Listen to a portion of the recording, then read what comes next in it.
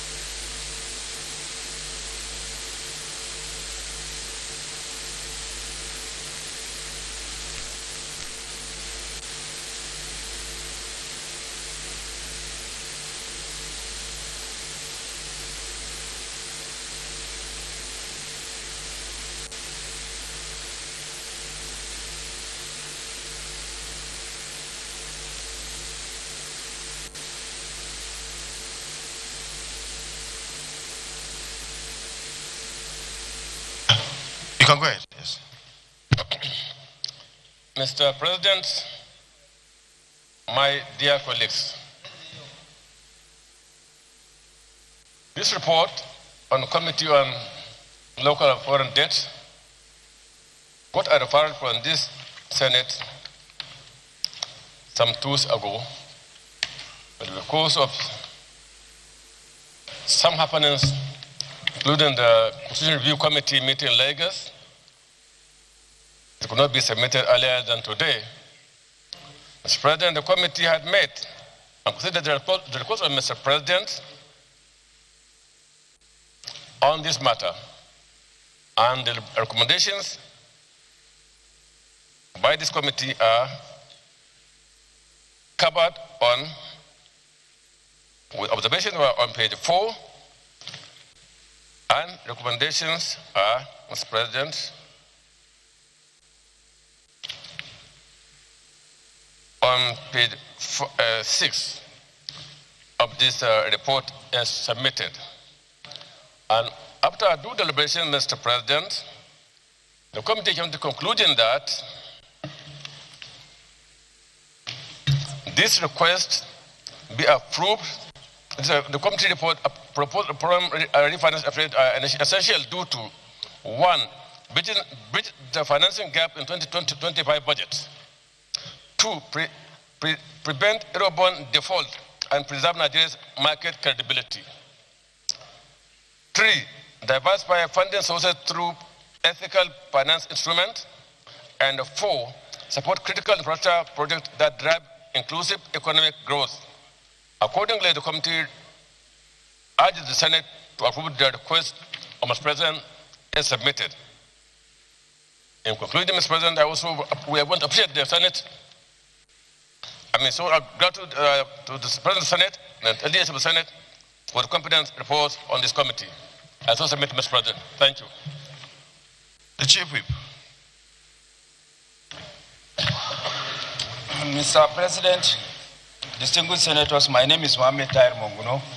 I represent Borno North Senatorial District.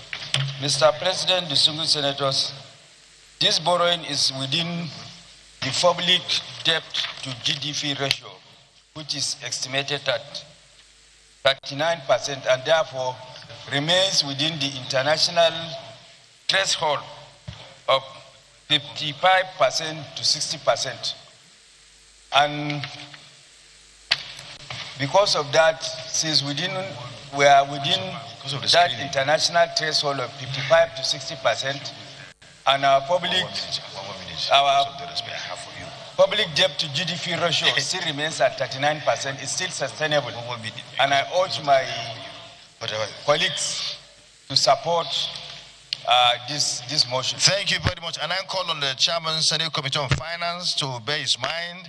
I'll give him 1 minute. Then, of course, the Chairman, Senate Committee on Banking, the famous Baba Adini of Ikorodu. Thank you, Mr. President. My name is Mohammed Sani Musa, representing Niger East. Thank you, sir. I think the committee have done. We must wait to welcome Mr. President.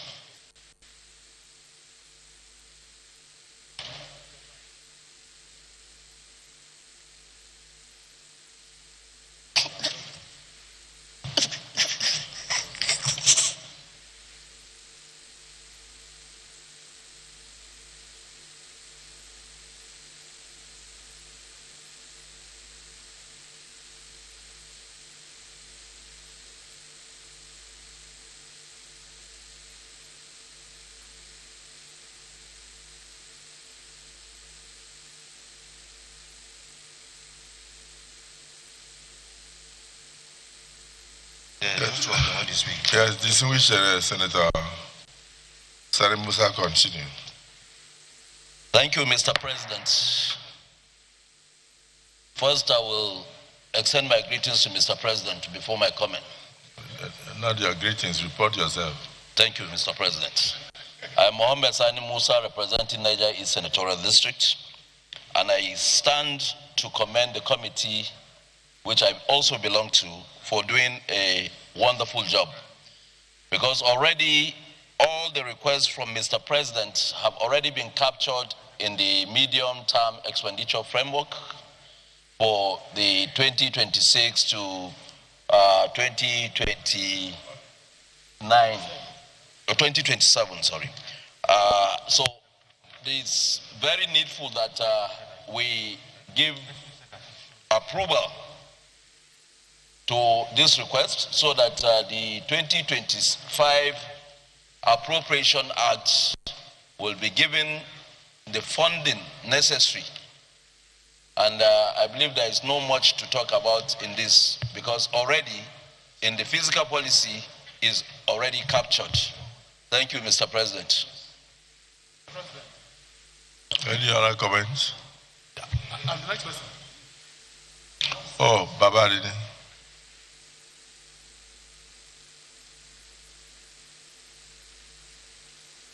Thank you, Mr. President. My name is Senator Adetokunbo Abiru, and I represent Lagos East Senatorial District. Mr. President, shall I just continue? Well, Mr. President, my distinguished colleagues, I also would like to lend my support to this request because this request, just like it has been presented, is more of a compliance issue because the 2025 Appropriation Act had already made provisions for deficit financing, which we had already approved.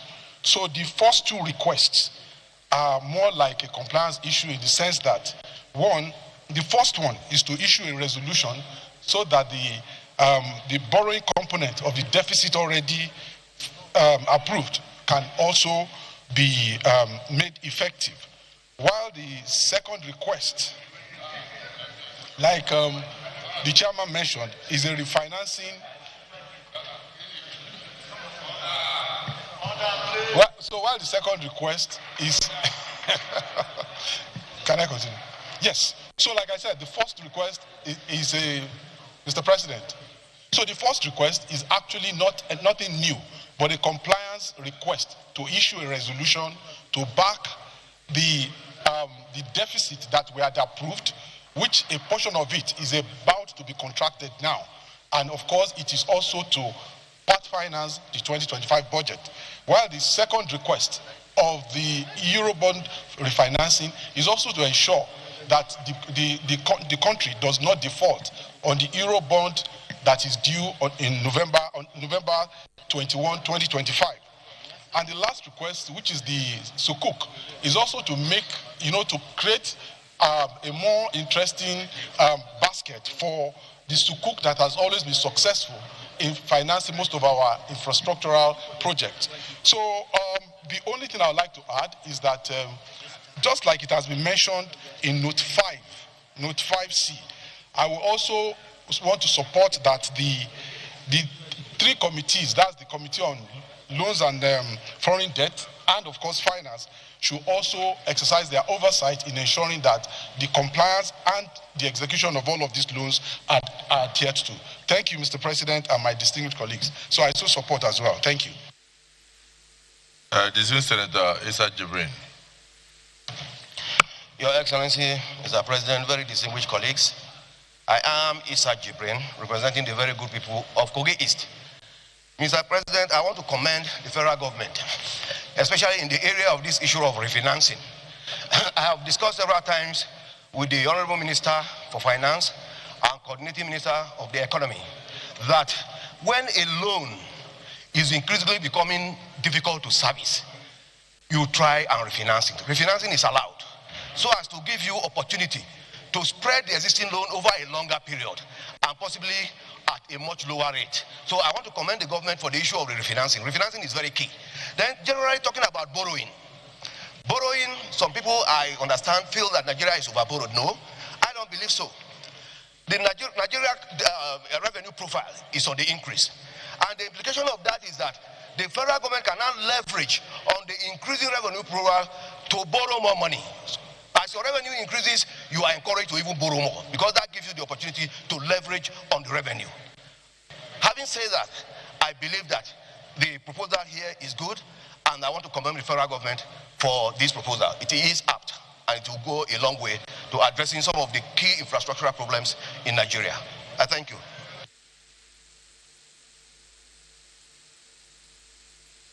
Osho Baba.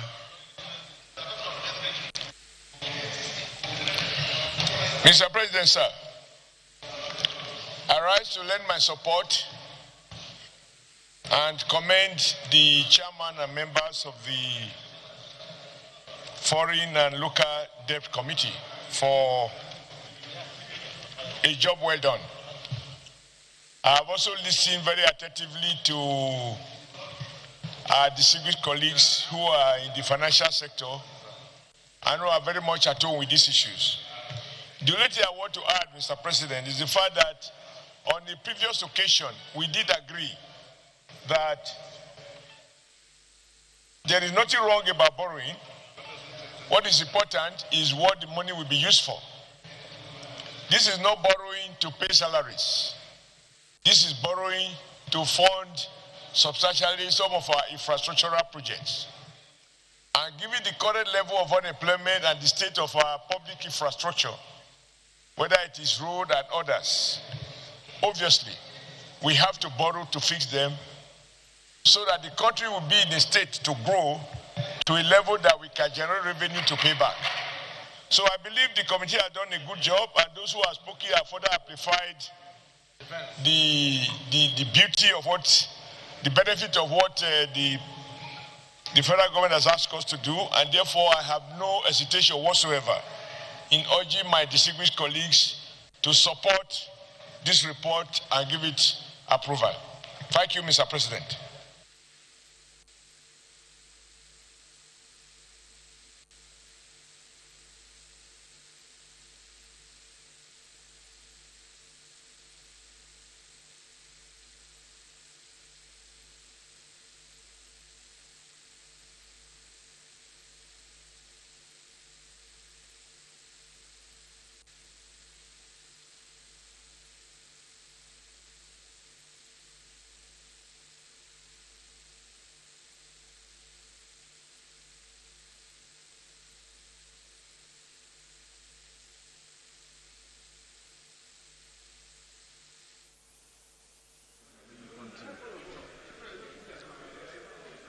The Senate is at the moment considering the report of the Senate Committee on Local and Foreign Debt on the recent loan request from the federal government to fund key infrastructure projects and also refinance some outstanding loans. As explained by some lawmakers, this loan request is already captured in the 2026 to 2027 medium-term expenditure framework and fiscal strategy paper.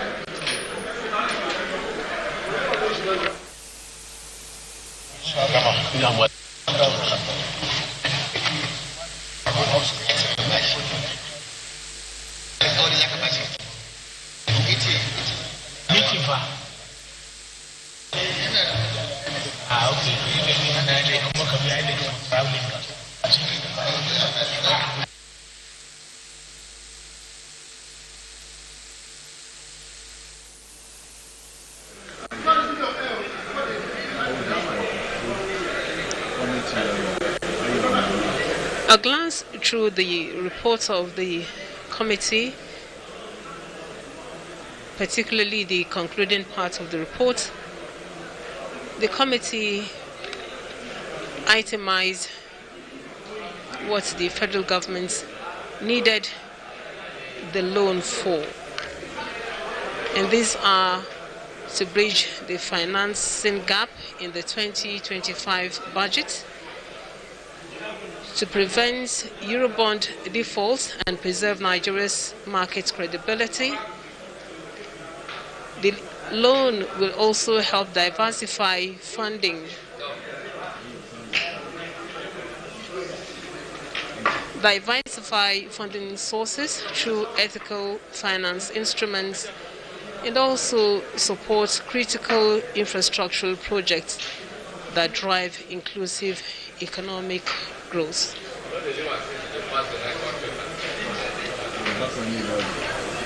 So the Senate is considering the report and we are awaiting the decision of the Red Chamber on the report of the committee.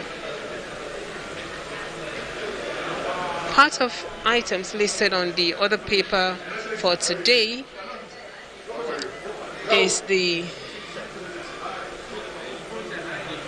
confirmation screening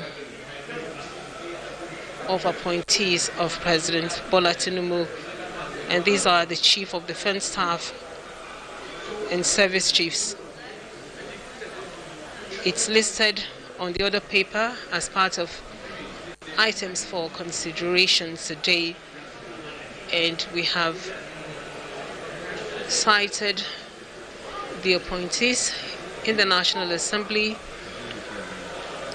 as they await being invited into the Red Chamber for the screening exercise preparatory to the confirmation.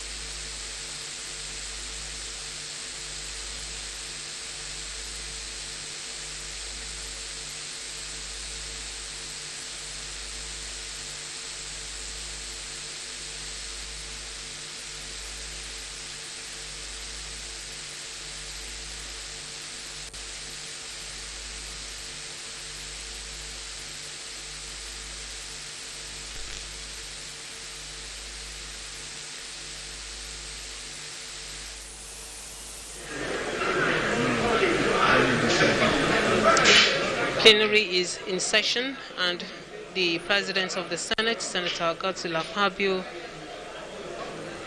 is presiding as we await conclusion of the consideration of the report from the Committee on local and foreign debt on the request from President Tinubu for the approval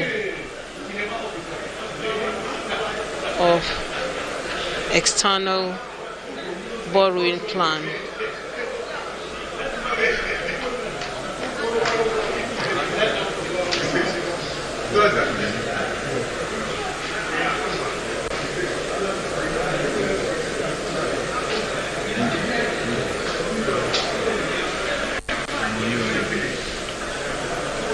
The approval of the loan would enable the federal government to implement the new external borrowing plan,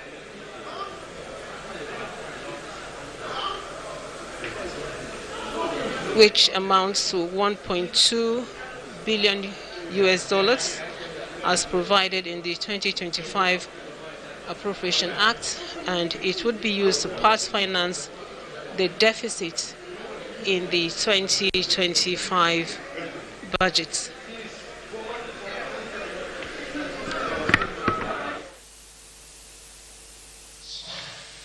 From several senators, we now go to the recommendations. Number one, implement the new external borrowing of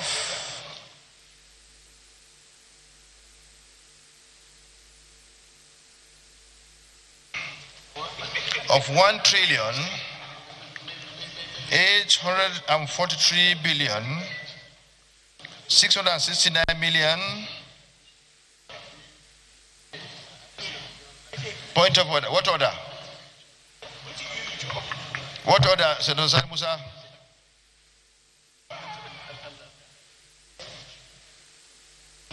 Morning.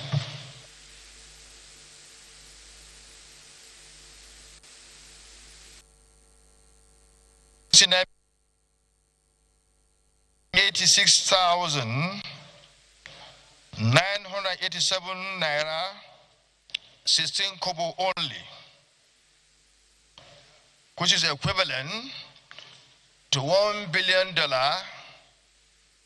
229 million 113,000 USD only, at the budget exchange rate of $1 to 1,500 naira. In the 2025 Appropriation Act for the part financing of the budget deficit. Those in favor of this recommendation say aye. Those against say nay. The ayes have it. This recommendation is hereby adopted and agreed upon. Number two,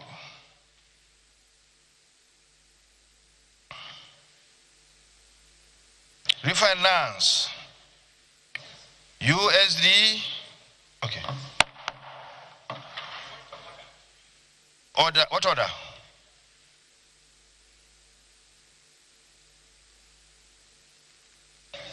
Monguno. I represent Borno North Senatorial District. The point of order I want to invoke is Order 5510. Just to refresh the memory of distinguished senators about the observance of our orders, not in breach, but in compliance. And subject to the indulgence of the President of the Senate, I will read the order, just to refresh the memory of distinguished senators, human memory being momentary. And the order reads, is Order 5510. 10 reads, during a sitting, all senators shall be silent or shall confer only in undertones. So in order not to distract the proceedings of the Senate, I urge my colleagues to observe these rules so that we will have a very seamless proceedings. Thank you. Thank you, Chief Whip, for drawing the attention of the Senate to this very important order. Please, let's keep quiet and let's keep silence and do what is expected of us as the number one or the highest lawmaking body in this country. We need to exercise decorum, remain silent while we observe our proceedings. Your point of order is hereby upheld. Recommendation number 2. Refinance the USD 1,180,350,000 euro bonds 7.625% USD 1 billion 11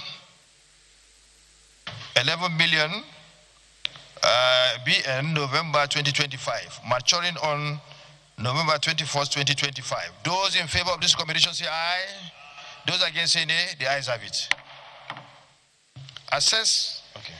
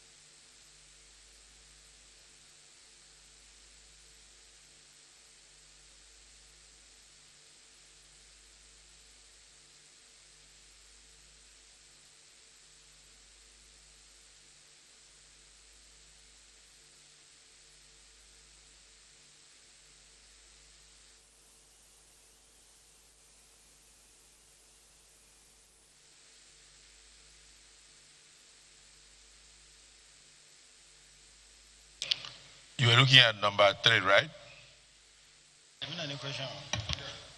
Assess aggregate external capital of USD. Yes, sir. Point of order? Yes.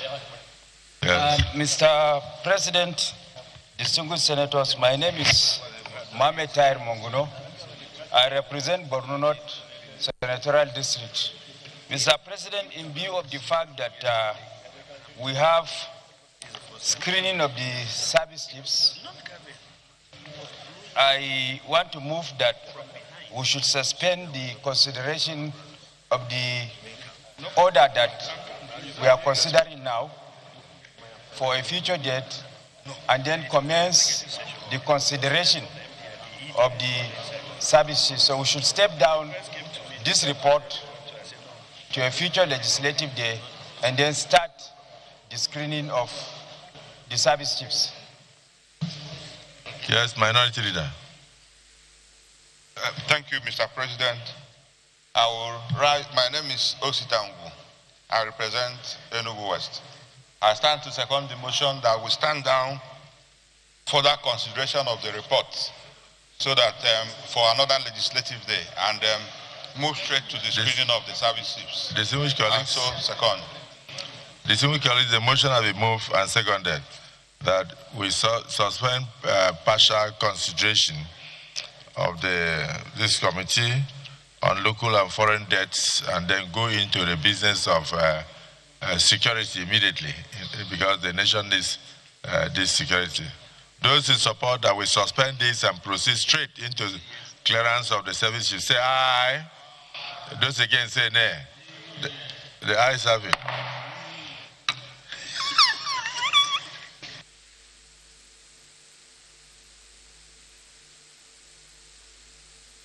So the further consideration of this report is hereby stepped down.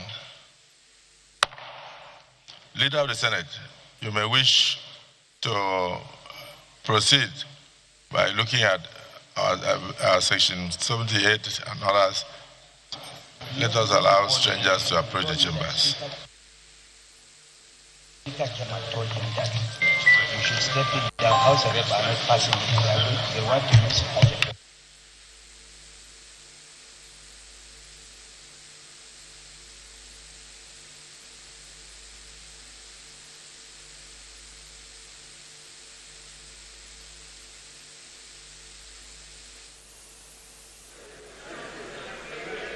So Senate has just stood down the report from the Committee on Local and Foreign Debts to enable it go into the screening exercise for the confirmation of the CDS and service chiefs.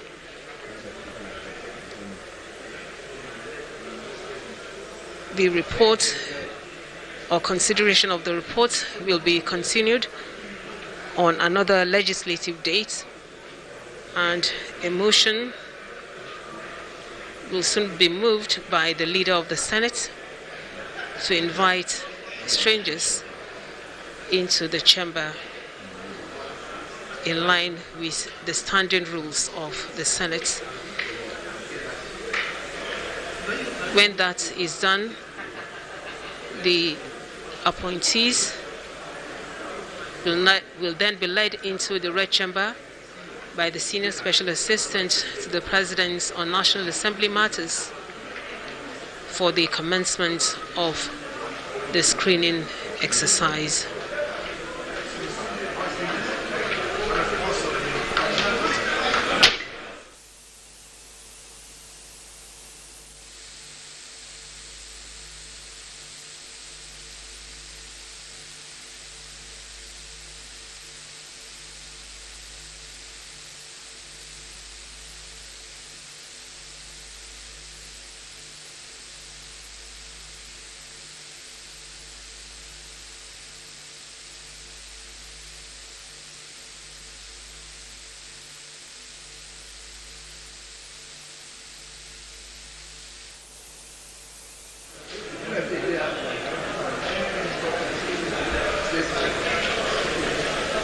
As indicated on today's order paper, the appointees listed for screening are the Chief of Defense Staff, Lieutenant General Olufemi Oluede, the Chief of Army Staff, Major General Waidi Shuaibu, the Chief of Naval Staff, Rear Admiral Abbas, and the Chief of the Air Staff, Air Vice Marshal Stephen Aneke.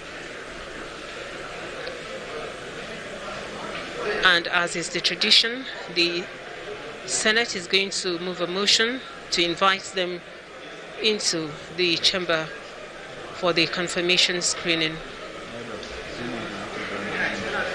We expect that each of the appointees would read out their profiles before the Senate, after which the lawmakers would ask some questions. That may be done in the open, but as is the practice, after the presentation of profile by the appointees with regards to the issue or the sensitive nature of security, the question and answer session is usually done in an executive session. So we await the invitation of the appointees into the chamber for the screening exercise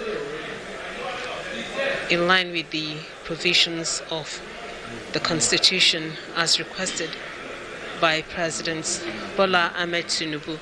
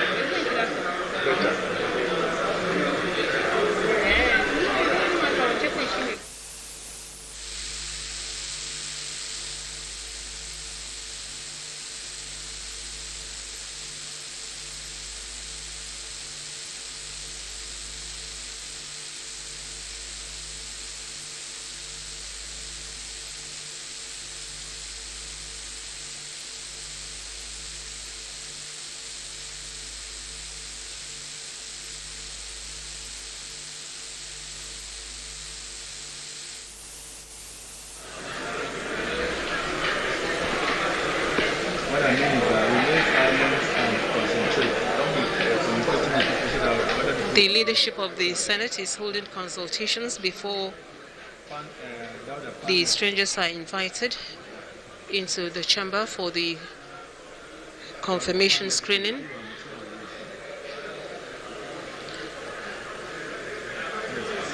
And 4 appointees are listed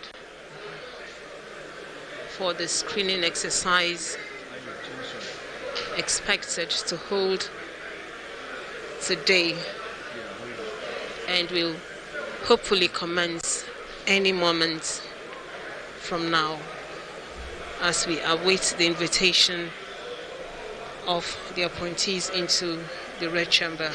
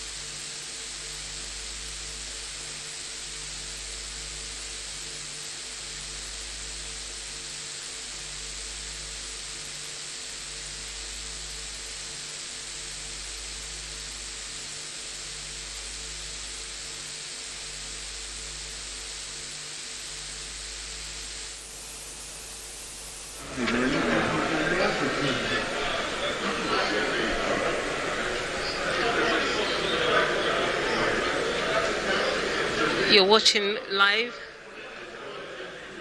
proceedings at the Senate of the Federal Republic of Nigeria, and today is historic as the Red Chamber will for the second time screen Chief of Defense Staff and Service Chiefs for the second time since the inauguration of the 10th Senate.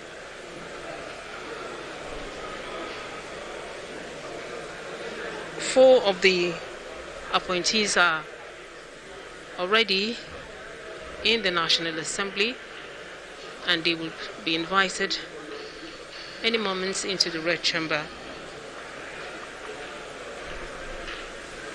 To lead them is the Senior Special Assistant to the President on National Assembly Matters, Senate, Senator Bashir Lado. And the four appointees are the Chief of Defense Staff, Lieutenant General Olufemi Oluede, who was before now the Chief of Army Staff. The three others are the Service Chiefs, Major General Waid Shuaibu, who is the newly appointed Chief of Army Staff. There's also the Chief of Naval Staff, Rear Admiral Idi Abbas.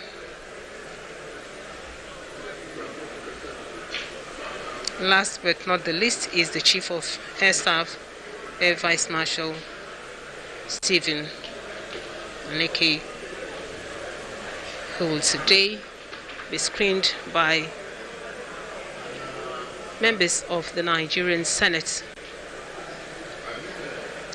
for confirmation in line with the provisions of the Constitution and as requested by President Bola Ahmed Tinubu.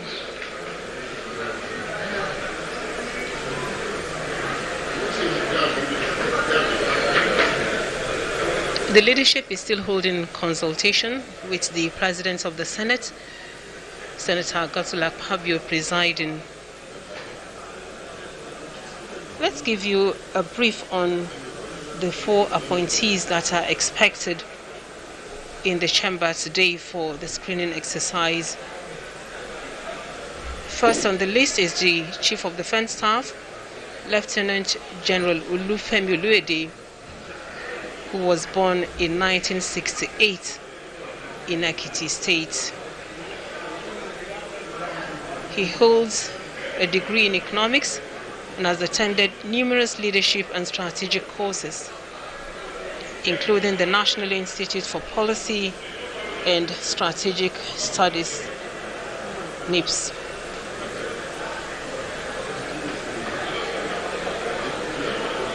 A glance at his military career shows that he was commissioned into the Nigerian Army in 1992. Before his appointment as the Chief of Defense Staff, he was, before now, the Chief of Army Staff. And a glance at his leadership philosophy shows that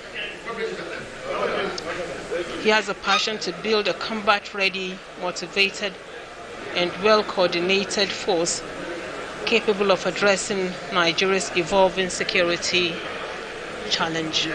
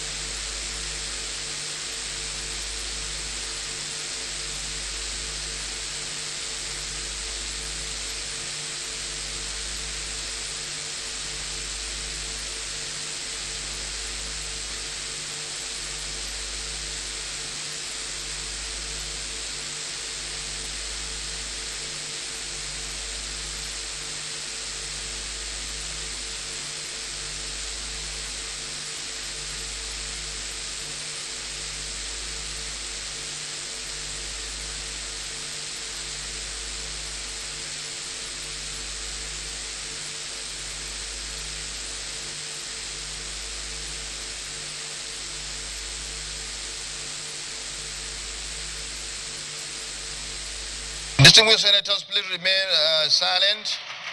We're about to usher in, we're about to have a motion move and second so that we can put the question as to allow how we can get the service chiefs to come in. But meanwhile, we'll give you some minutes to reflect and think of what your questions. We'll give you some minutes to prepare your questions before they come in. A few minutes.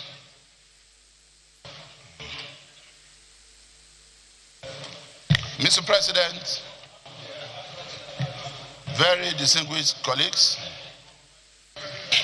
I rise to move for the suspension of Order 12 of our rules on floor privileges to enable us address the second order of the day, which is the screening and confirmation of the persons listed on the order paper for appointment as Chief of Defense Staff and Service Chiefs for the Armed Forces of the Federal Republic of Nigeria in accordance with Section 18(1) of the Armed Forces Act.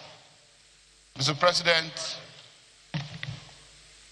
I move that the Senate do resolve into the Committee of the Whole to conduct the confirmation hearing, just as I move also for the suspension of Order 12 on floor privileges to admit strangers into this hallowed chamber.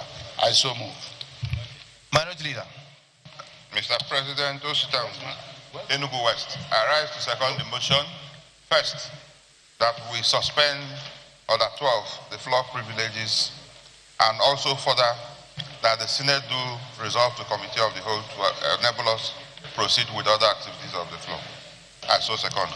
Those in favor of the motion moved by the leader and seconded by the minority leader say aye. Those against say nay. The ayes have it.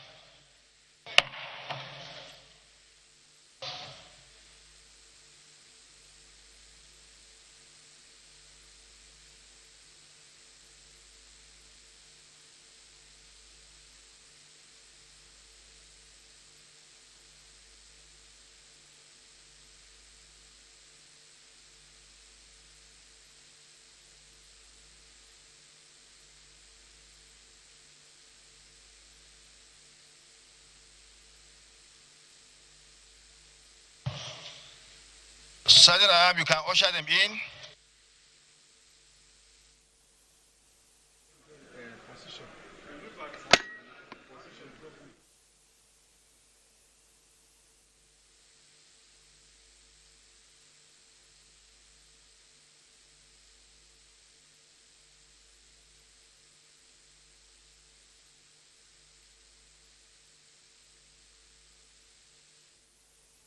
The Senate has resolved into the Committee of the Whole for the purpose of the confirmation screening of the Chief of Defense Staff and Service Chiefs. A motion has been moved and adopted to usher them into the Red Chamber for the screening exercise.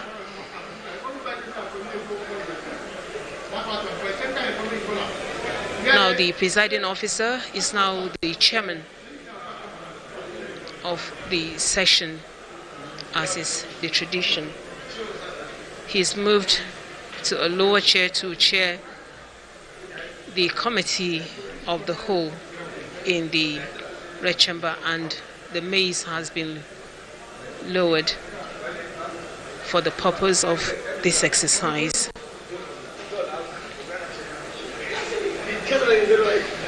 The screening exercise of the Chief of Defense Staff and the Service Chiefs for the Armed Forces is being done in accordance with Section 18, Subsection 1 of the Armed Forces Act, as provided in the Constitution of the Federal Republic of Nigeria, and they are being ushered into the Red Chamber for the purpose of the screening after being nominated by President Bola Tinubu.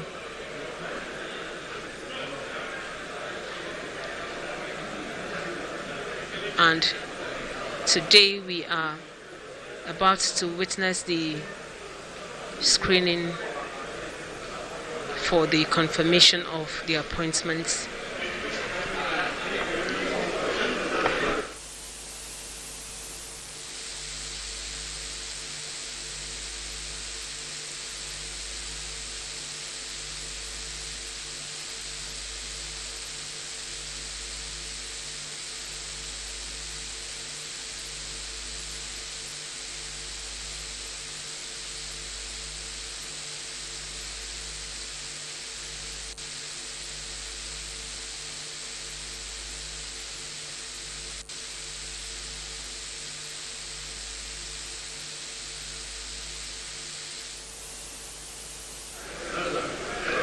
The Chief of Defense Staff and Service Chiefs were appointed by the President on the 24th of October 2025. The request for the approval of the appointment was transmitted Tuesday as plenary, and the Senate decided to consider the request expeditiously to enable the appointees immediately start the work for which they have been appointed to carry out.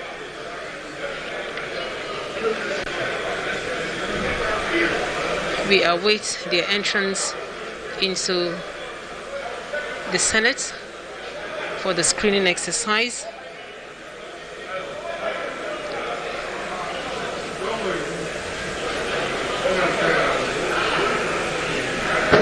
The Chief of Defense Staff and Service Chiefs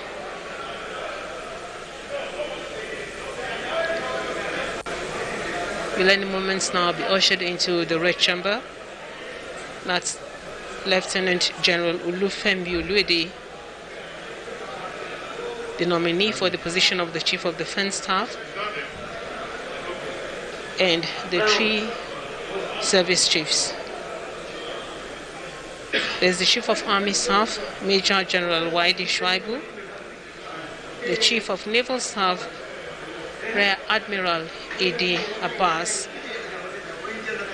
and the Chief of the Air Staff, Air Vice Marshal Stephen Aneke.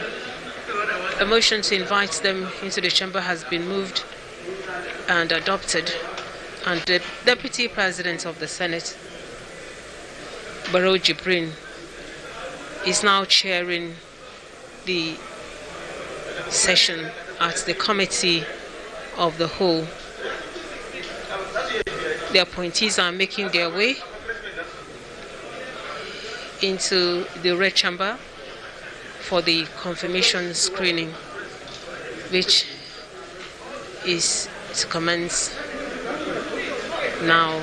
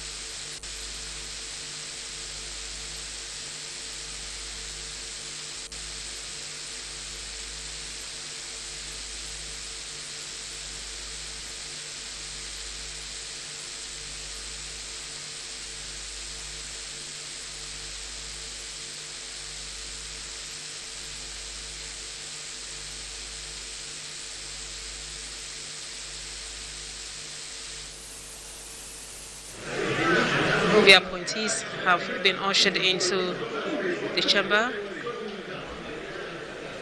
with the Senior Special Assistant to the President on National Assembly matters leading them for the confirmation screening. Also on the entourage of the appointees are the Minister of Defense, Muhammad Badaru, and the Minister of State Defense, as well as the Permanent Secretary and some top officials of the armed forces establishments.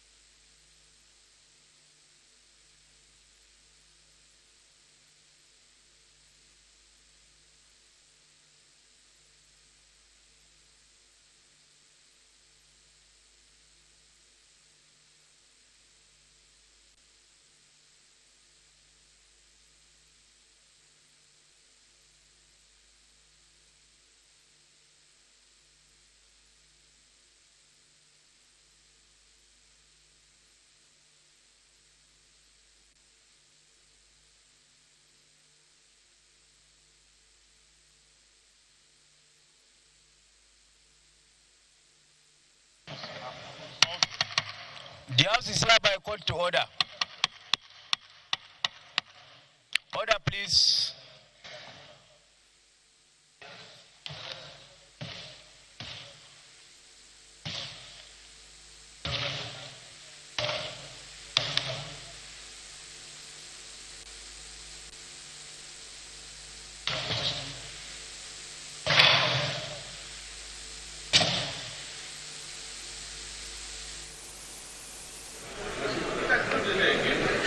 The appointees have been ushered into chamber.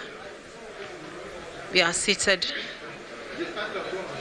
and are waiting to be called to present their profile before the Senate of the Federal Republic of Nigeria as they get screened for confirmation.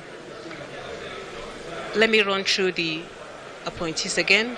There's the Chief of Defense Staff, Lieutenant General Olufemi Oluede, the Chief of Army Staff, Major General Waidi Shuaibu, the Chief of Naval Staff, Rear Admiral Idi Abbas, and the Chief of the Air Staff, Air Vice Marshal Sunday Kelvin Aneke.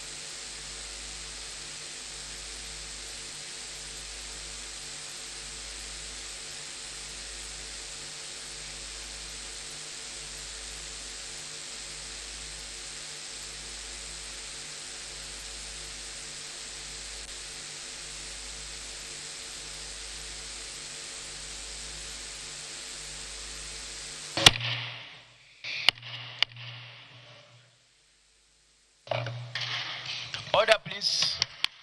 Order, please. The chamber is ready for the proceedings, sir.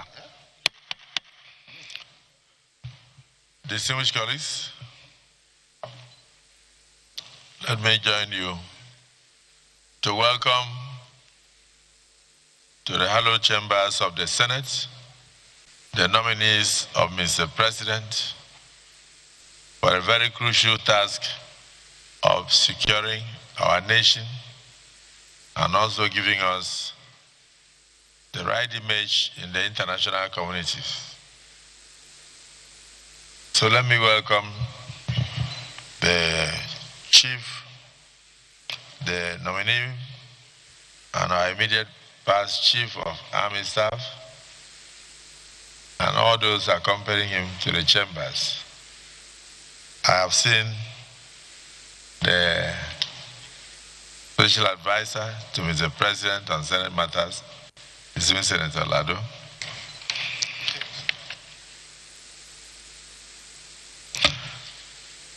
I've seen the Honorable Minister of Defense, His Excellency, former Governor Badaro, now Minister of Defense. I've seen the Chief of Defense Intelligence and himself, a great Malawite. Action. I have seen from Brigadier General Garuba, in no particular order, General Jibrin, Brigadier General Babalola, am I right? Commodore Ahmed,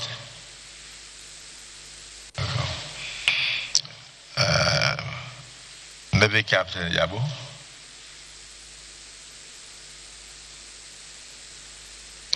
Wing Commander Mia. It's the way it is given to me. It's not according to seniority, so please don't be angry. and then Commodore Bukaje, and then we have Air Vice Marshal Remuzu.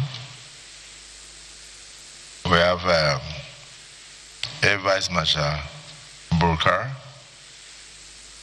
We have Air Vice Marshal Adekoya. We have I had mentioned the Chief of Defense Intelligence earlier, so I'm happy to mention him again. And then some members of the families of the nominees. So we had to open the floor of the chambers to allow you in and other strangers of goodwill who may have accompanied you.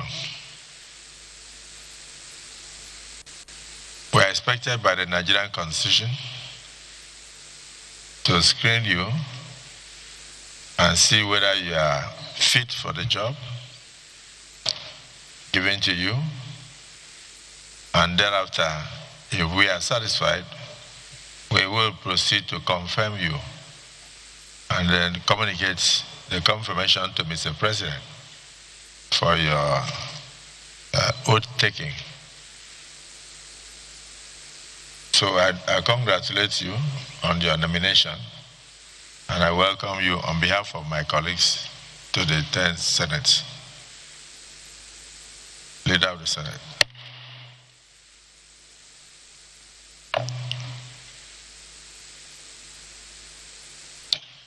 Mr. President, very distinguished senators of the Federal Republic of Nigeria, I rise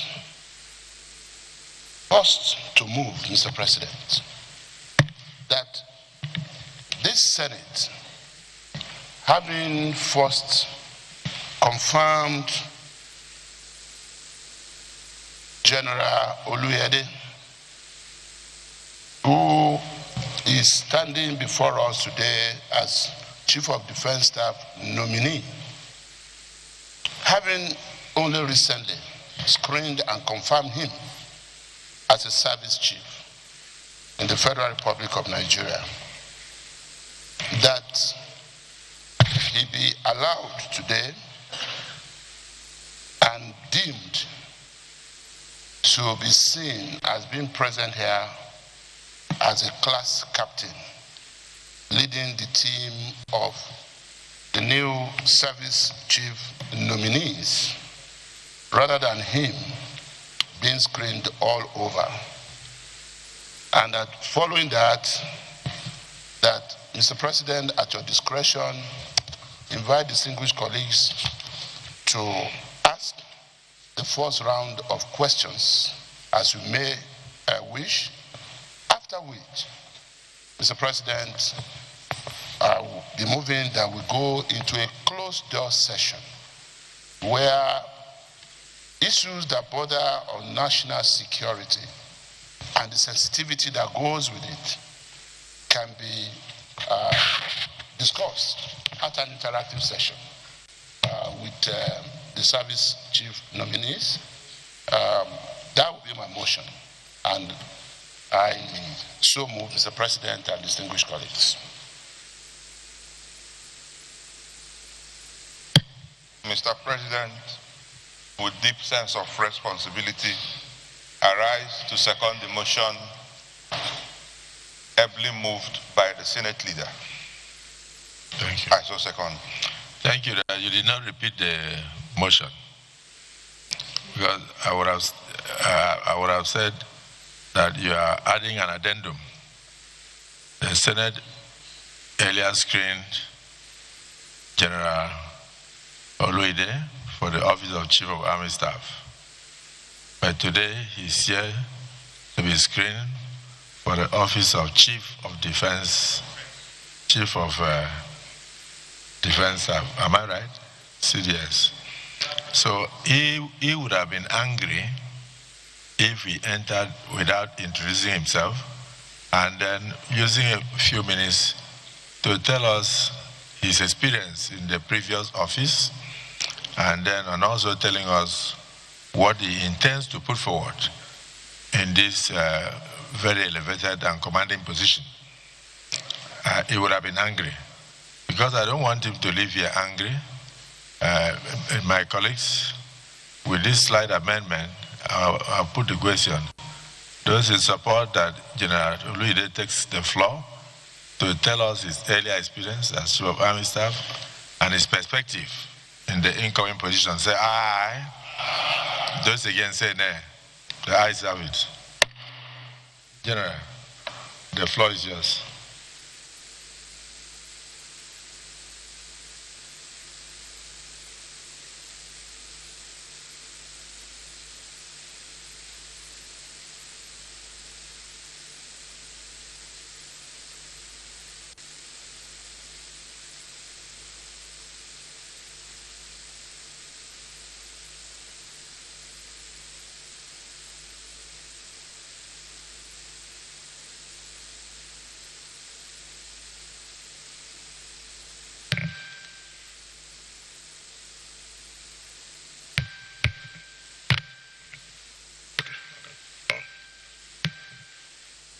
So, General, Yes, sir.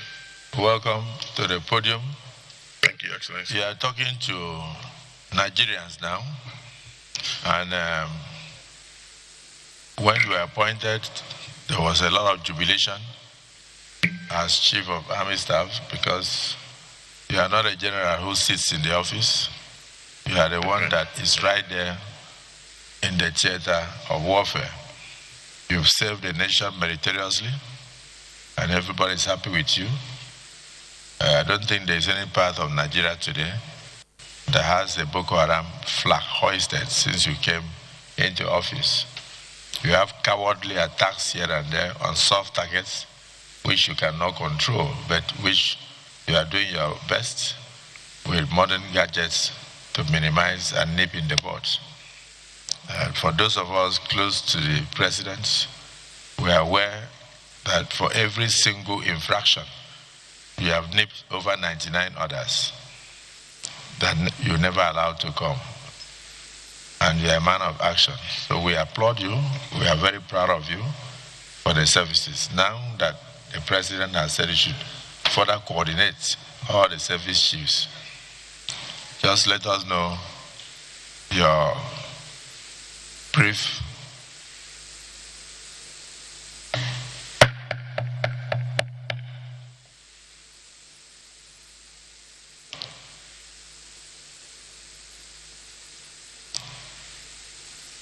slide experience or experiences and the perspective on the way forward. The floor is yours. Thank you. Your Excellency, the President of the Senate and Chairman of the National Assembly, distinguished Senator Godswill Obotukpabio, Grand Commander of the Order of Niger, Your Excellency, the Deputy President of the Senate, Senator Barau Ibrahim, Commander of the Order of the Federal Republic,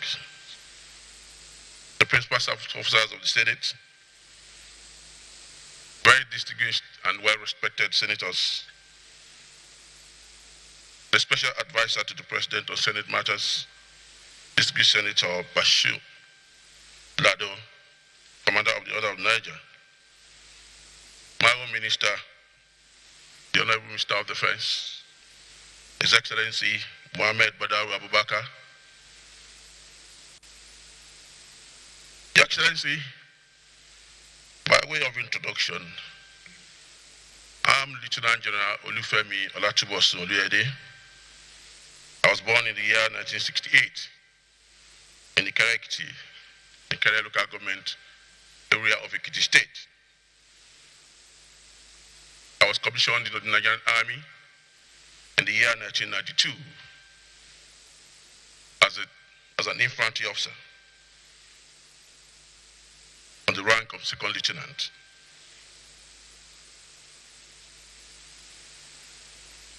I have attended several courses in the course of my career, which has brought me this far. And the last was the Senior Executive Course at the National Institute of Policy and Strategic Studies, Kuru, Jos, Nigeria. In the course of my career spanning over 30 years, I've had several appointments, cutting across command, staff, instructional, and operational deployments.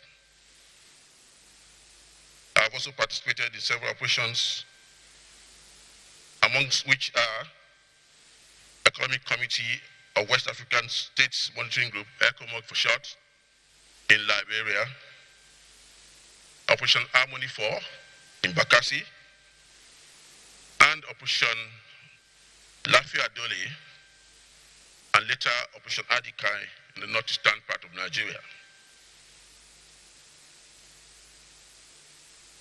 I contributed significantly to the operations in the northeast, where I commanded 27th Task Force Brigade, Buniyadi. And based on that, I was elevated to be the sector commander at Headquarters Sector 2, Operation Adinkai, where I commanded several successful operations that neutralized key Boko Haram members and several foot soldiers. I was also the General Officer commanding 6th Division of Nigerian Army, where I commanded units and formations in 4 different states of Akwa Ibom, Bayelsa, Rivers, and Delta State.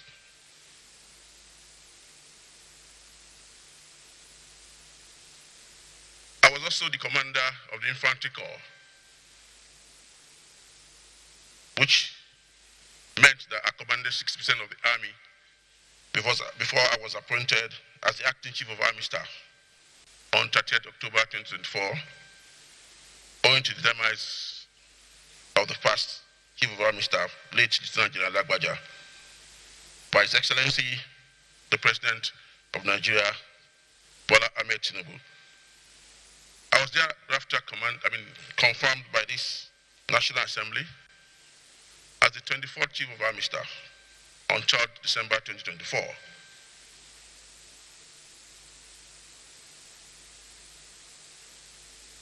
In recognition of my contributions over time, I have been conferred with several military honors and medals, which include Grand Service Star and the Nigerian Army Medal, which is meant only for Chief of Army Staff. I also earned Training Support Medal, Field Command Medal, and Field Command Medal of Honor. I also earned the General Officer's Medal and ECOMOG Medal.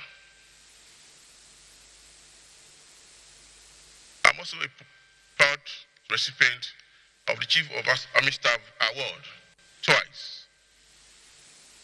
I believe all these earned me the privilege of commanding the Nigerian Army as the 24th Chief of Army Staff. In all, I can tell this hallowed chamber that I have dutifully served Nigeria, and my devotion to duty in various theaters of operations within and outside Nigeria, I believe, foreshadowed my current nomination as the Chief of Defense Staff.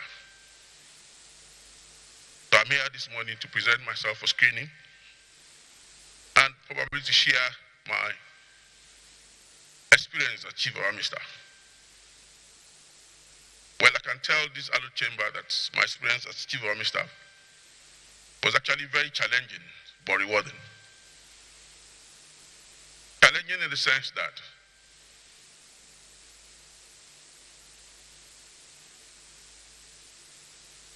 being a service chief in Nigeria, it's something that requires courage, extreme dedication, and commitment. And that means you have to submit yourself totally to not sleeping, to not having any time of yours, and doing everything under duress to make Nigeria safer.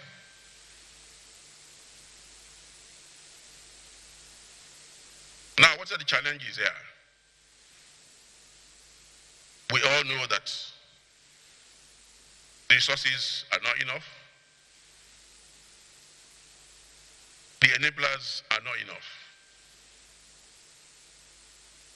So it makes it very difficult to get everything required to prosecute the war against terrorism, banditry, and other sundry crimes in Nigeria.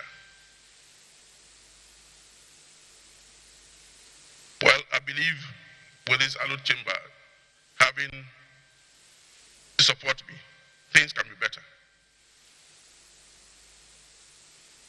And it's important for us to know that for Nigeria to move forward, it's imperative that we develop our own local military industrial complex, because we can't keep on buying equipment from outside, because these things are extremely expensive. So it's incumbent on the country to develop its own capacity to produce the required equipment to prosecute wars and checkmate challenges facing all of us. And apart from this, we all know that we are dealing with every kind of warfare these days, which includes cyber crimes, cyber warfare, cyber attacks, and all in that light. And it's important for us as a country to checkmate the kind of misinformation that's out there. Because if this is not checkmated and on time, I think our challenges will be far from over.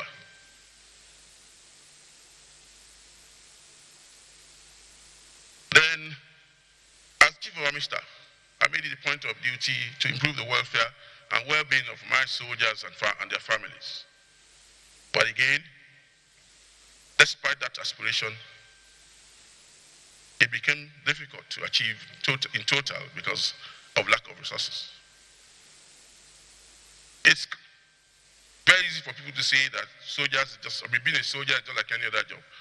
But I want to tell this hallowed chamber with all due respect that there's something special in being a soldier. Because as a soldier, what it entails is that you have sacrificed your entire life for others to live. And for you to be a soldier, there's some element of madness. What do I mean by this? For a right-thinking fellow, when there is danger, you are expected to retreat. But for a soldier, you are expected to go forward and face that challenge. So a soldier is just not an ordinary person.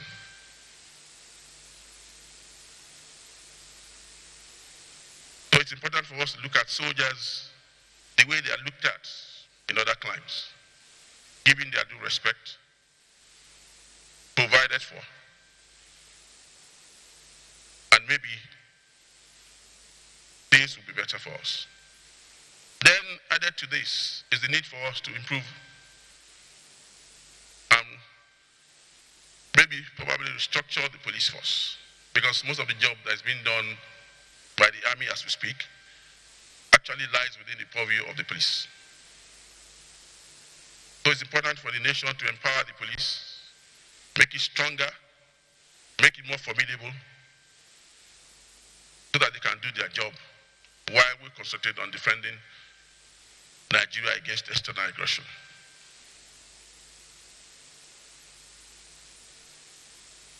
So when you aggregate all these points that I made, then I can tell you that my tenure as Chief of Army Staff has been quite challenging. But I can tell you that within the ambit of what we have and the resources made available to us, we're able to face some of the challenges.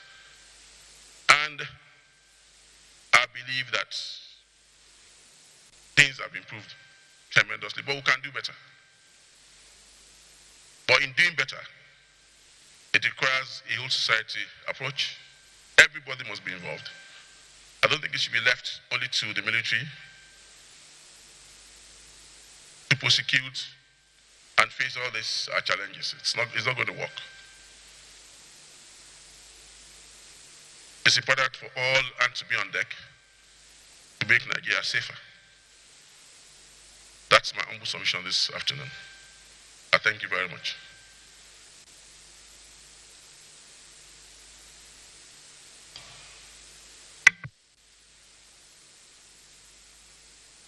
Thank you, Lieutenant General Oluide.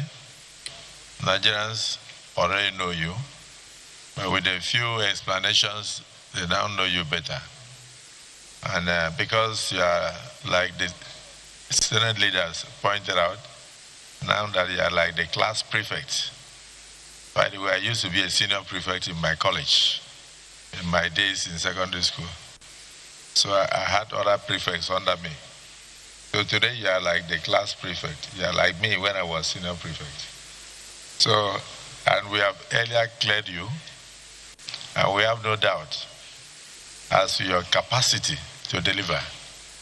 Is it the view of the Senate that if you're allowed to take a bow and watch as others speak to us? Those in support say aye. Those against say nay. The ayes have it. Thank you so much, General.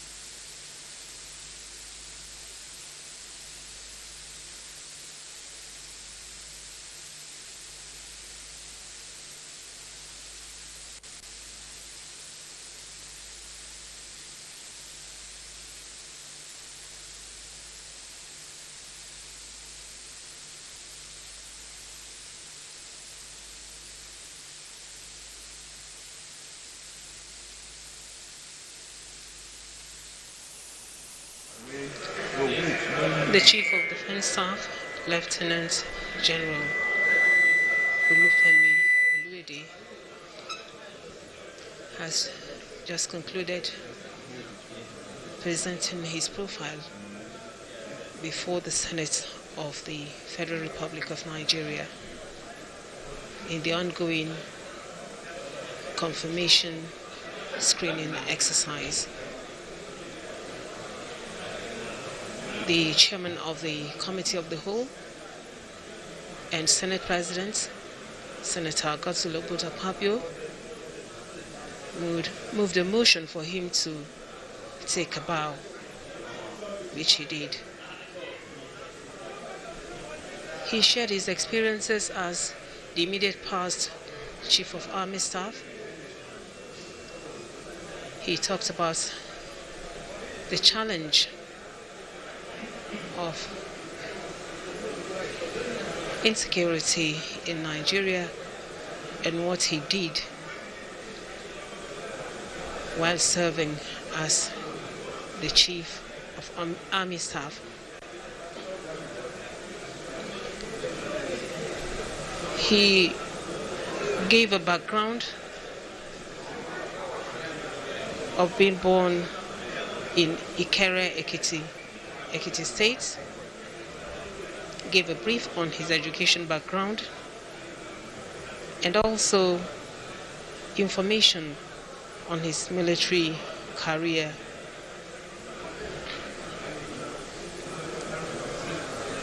He was commissioned into the Nigerian Army in 1992, and he is married with children.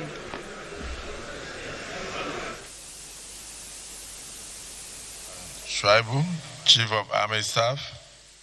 We have Rear Admiral I. Abbas, nominee for Chief of Naval Staff.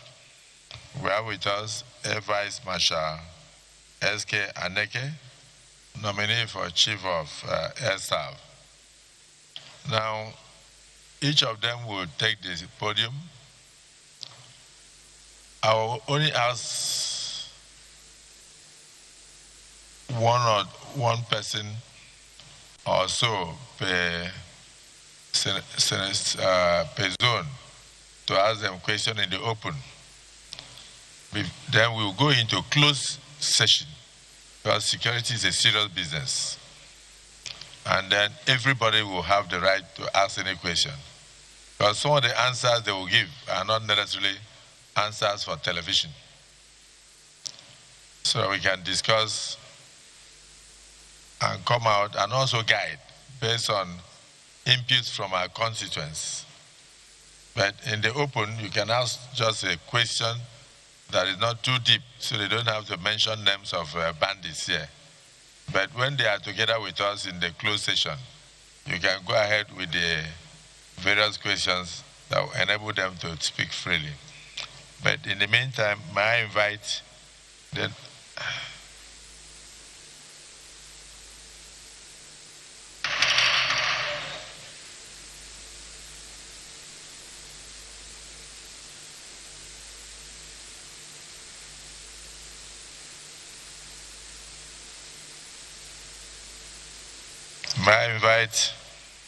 nominee for the office of Chief of Army Staff, Major General W. Shuaibu, to please take the podium.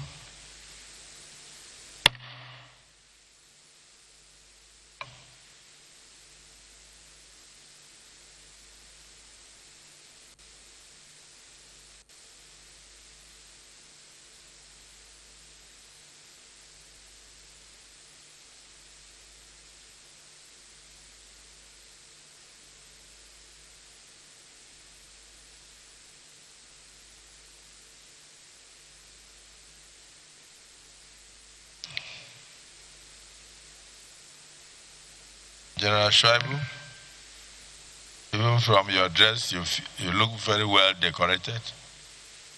But you just give us a brief resume of yourself so Nigerians will know you, and then you answer maybe one question or two, then you sit down for a close interaction later. The floor is yours.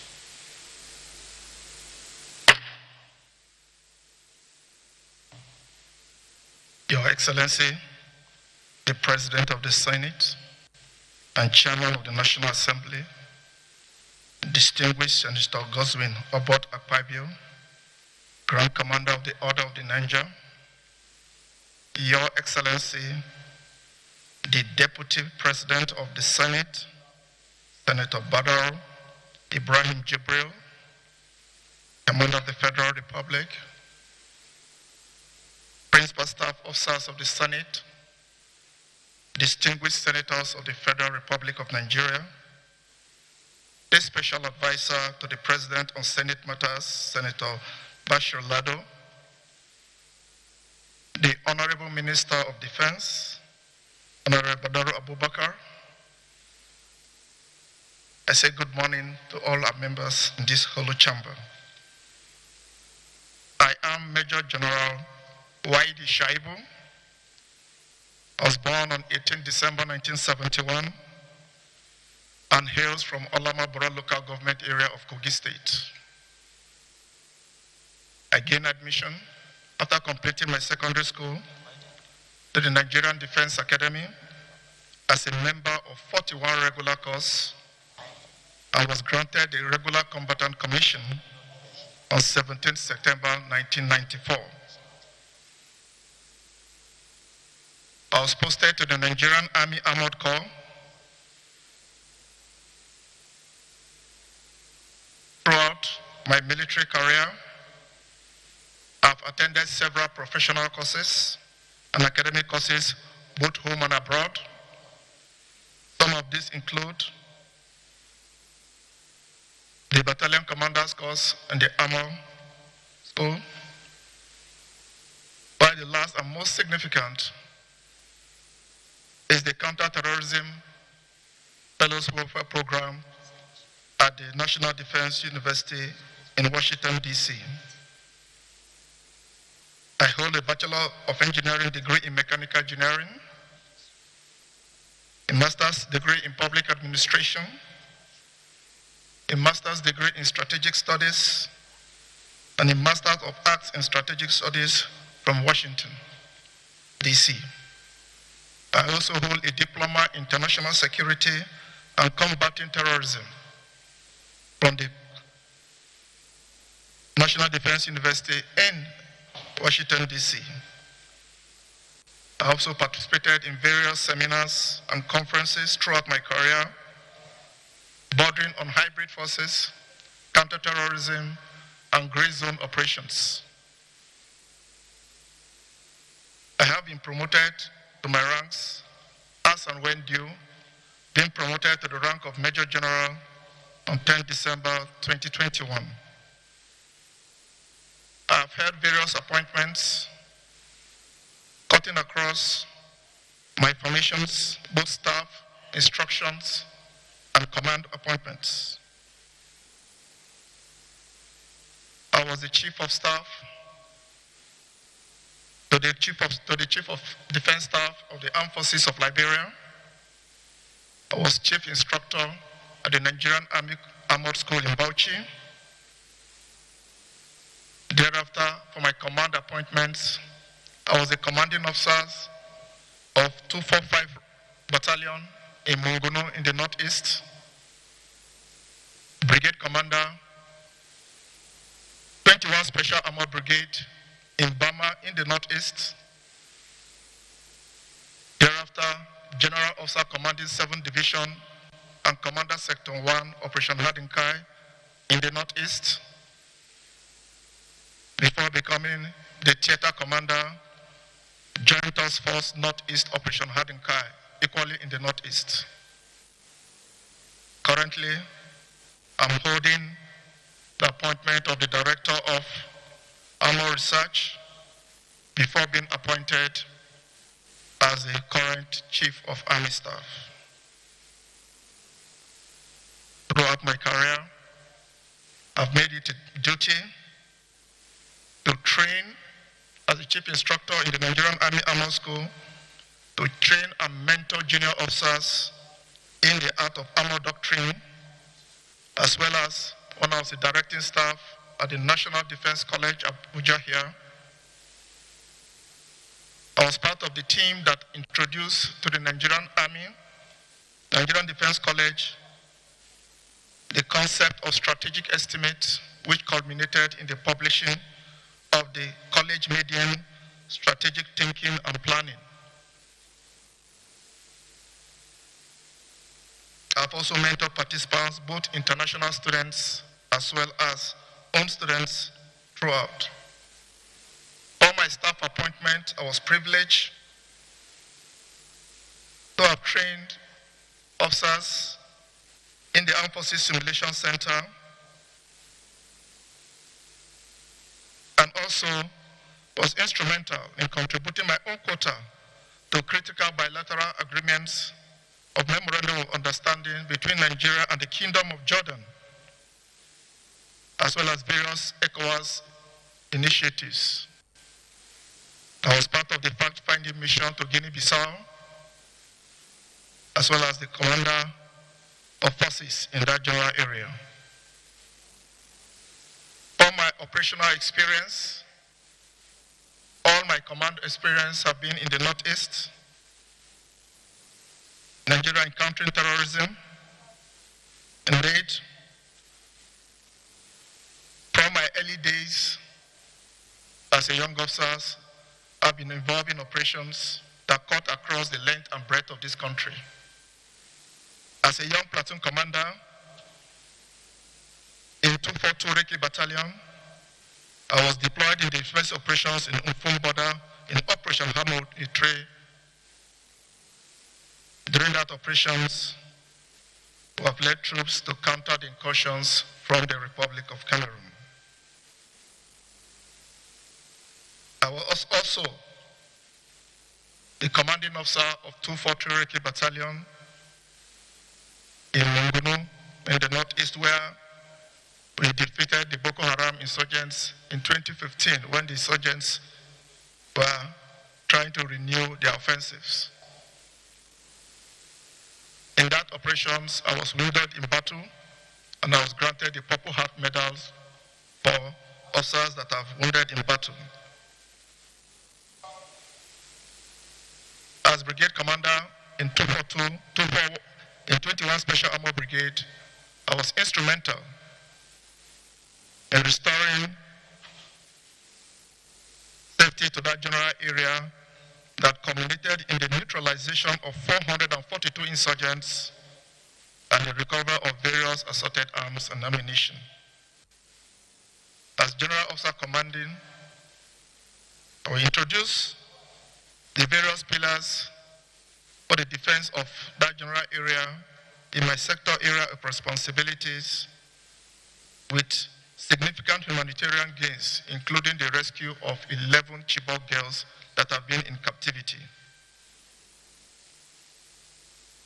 Lot of terrorists surrendered during my tenure as General Officer Commanding 7th Division. As theater commander, we were instrumental to the neutralization of 567 Boko Haram terrorists and the recovery of assorted arms and ammunition. To improve the integrity of our defenses in general areas, we leverage technology to improve various long-range surveillance cameras to give our troops foreknowledge of enemy infiltrations. We also introduced decapitation operations that led to the neutralization of key terrorist leaders.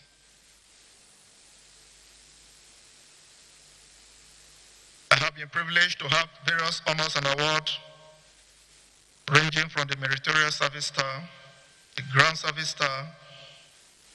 We are culminated with the Field Command Medal of Honor, and the Nigerian Army Outstanding Operation Medals for the Nigerian Army, and the Defense Operations Medals.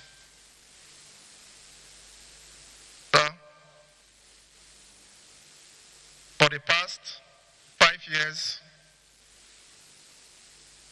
I have been deeply involved in deep-rooted operations to rid our country from various terrorists that have been disturbing in the Northeast. I believe that with my wealth of experience that I bring to the table, I will consolidate on my predecessors' achievements to create a very secure environment for socio-economic activities to thrive across our nations. Thank you, sir.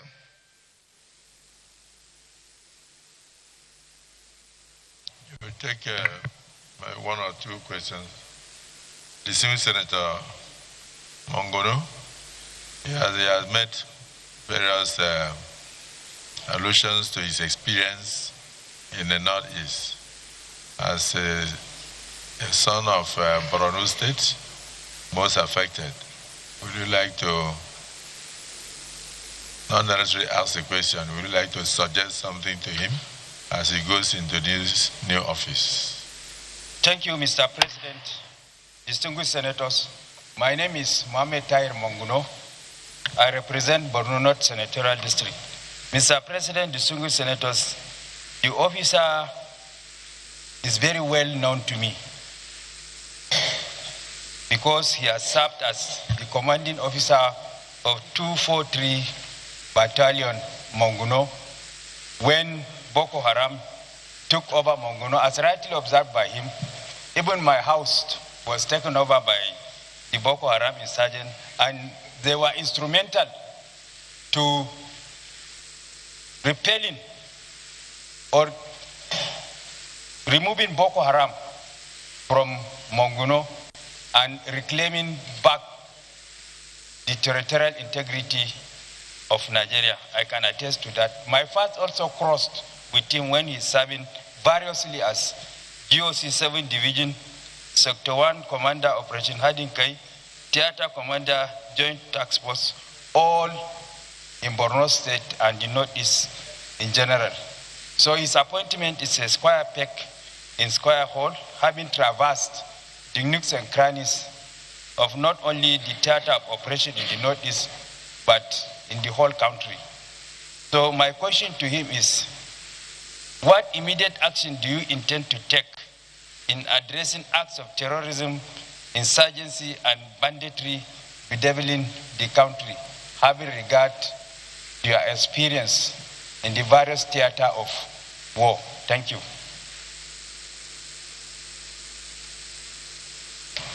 Just before you answer, let me call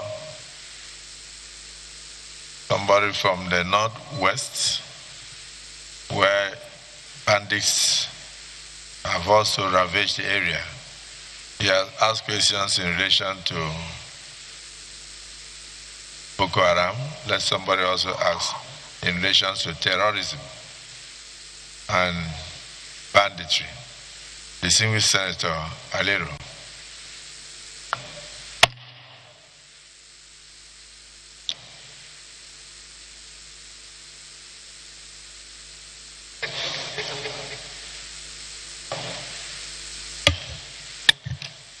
Thank you, Mr. President. My distinguished colleagues, I remain Muhammad Adamu Alero, representing Kebbi Central. Mr. President, distinguished colleagues, the nominee is a professional soldier to the core. He has attended various courses that has made him qualified to be appointed as Chief of Army Staff. He has been to all the theaters of war. My only question to him, Mr. President, distinguished colleagues, is that how do you intend to actively address issues of troops' welfare in the army so as to galvanize their will to fight in various theaters of war?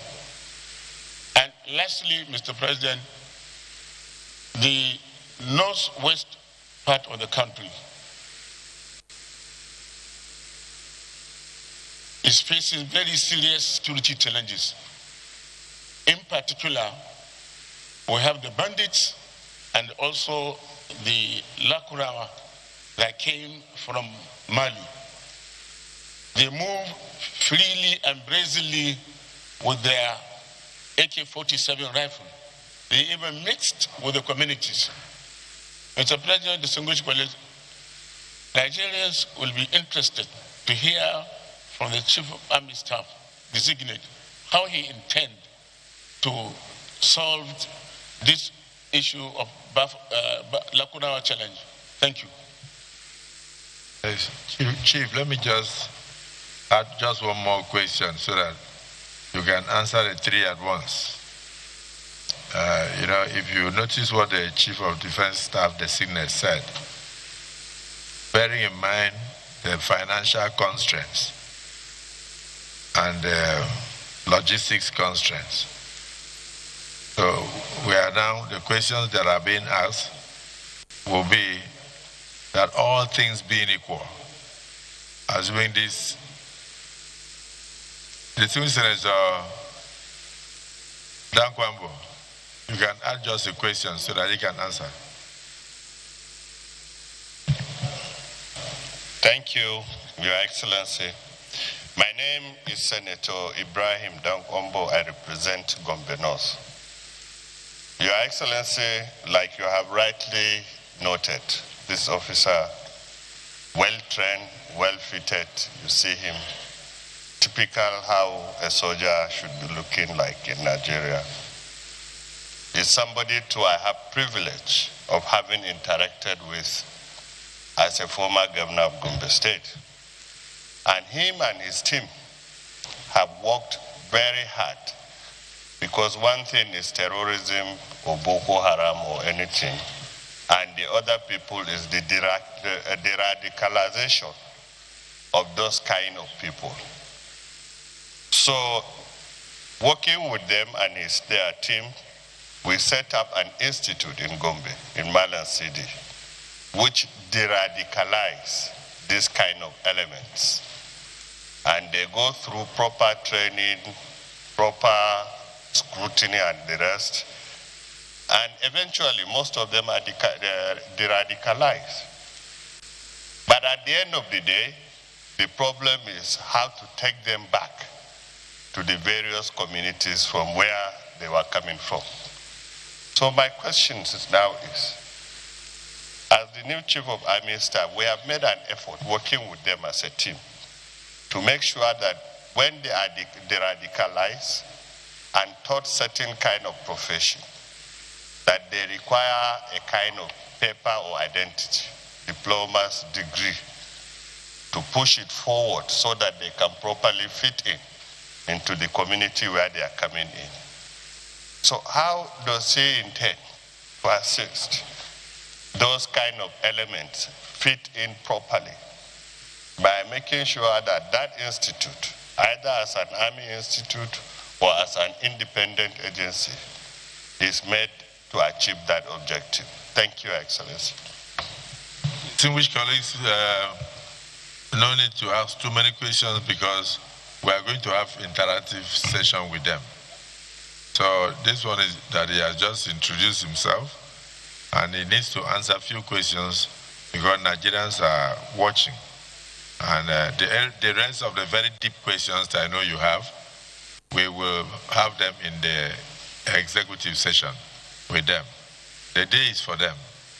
In the US Congress, sometimes they take 2 days to interview and screen a nominee. So this one we are prepared to take till Sunday to be able to get answers to our security situation. So the whole day is for them. But the Distinguished Senator Issa Jibrin, did you say that he's your neighbor in Kogi State? Say something. Yes. Go ahead. Let me hear you. Your Excellency, the President of the Senate, seated at the chair, very distinguished colleagues, invited guests, I am Issa Jibrin, representing the very good people of Kogi East. Your Excellency, I rise to first of all thank the President and Commander-in-Chief of the Armed Forces of Nigeria for appointing General W. Shaibu as the Chief of Army Staff. The officer is very well known to me. I've known him for over 30 years. He is from a very humble background. He has taken this job as a do-or-die affair in the course of his career. He has been able to attend various professional courses. He has held key positions in the Nigerian Army preparatory to this milestone achievement. I want to believe that is an asset and that given this elevated position, you'll be able to do a lot to take Nigeria out of the security challenges that we are facing today. I only want to urge him to work harmoniously with the Chief of Defense Staff and the other serving chiefs to ensure that the lingering problems of security challenges in Nigeria is addressed once and for all. As for his competence, I can vouch for him anytime, any day, having known him for over 30 years and being the senator representing his senatorial district. On that note, I want to thank you very much for giving me listening attention. Thank you. So that one was like a testimonial or an attestation. So that is enough for the open session. The distinguished nominee for the office of Chief of Army Staff, you've heard it all. Attempt to proceed answers. Thank you very much, sir. I will take the questions as they come, starting with that of Honorable Senator Mohammed Munguno, with borders on terrorism and insurgency. Before moving to take that of Honorable Mohammed Aliu, that borders on welfare of troops and the Lakarawala challenge. Before ending,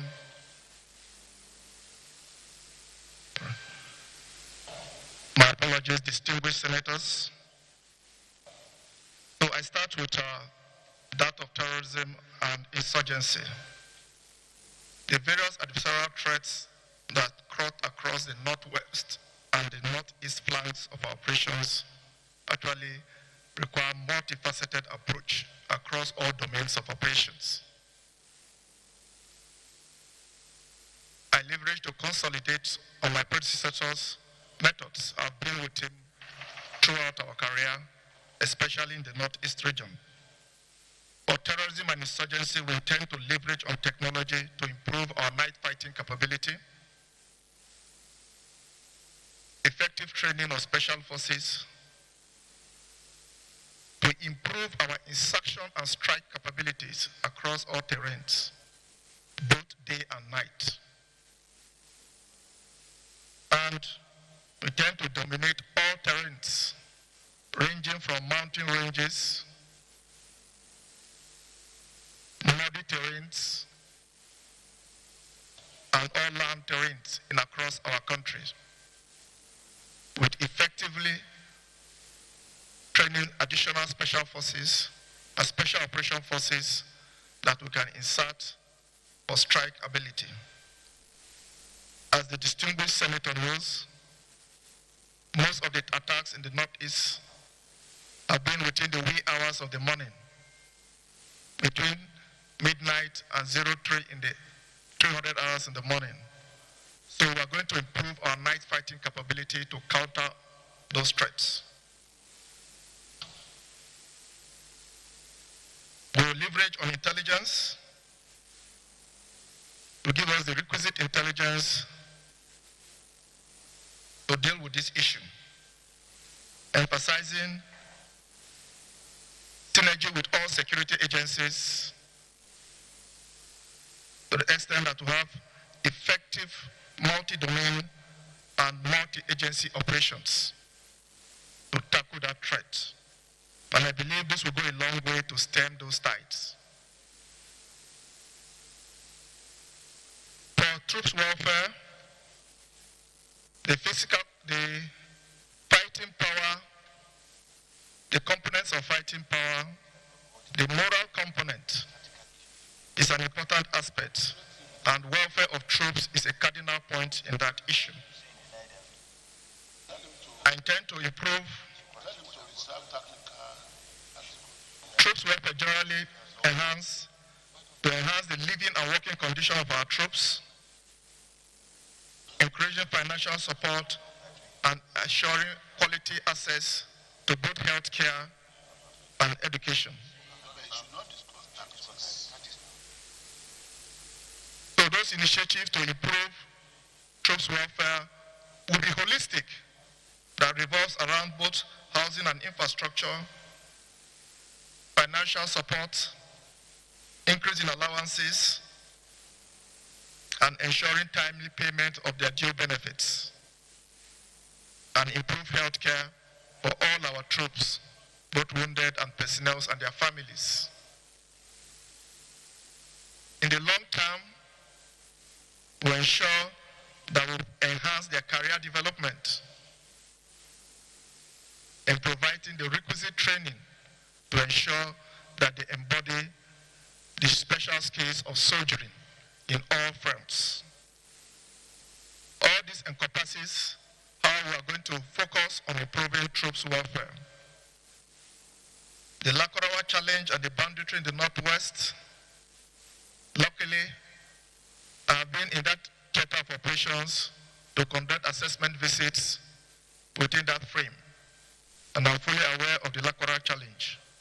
And I assure you that with our improved training and special forces insertions, we are going to deal with that challenge and bring that issue to a very close.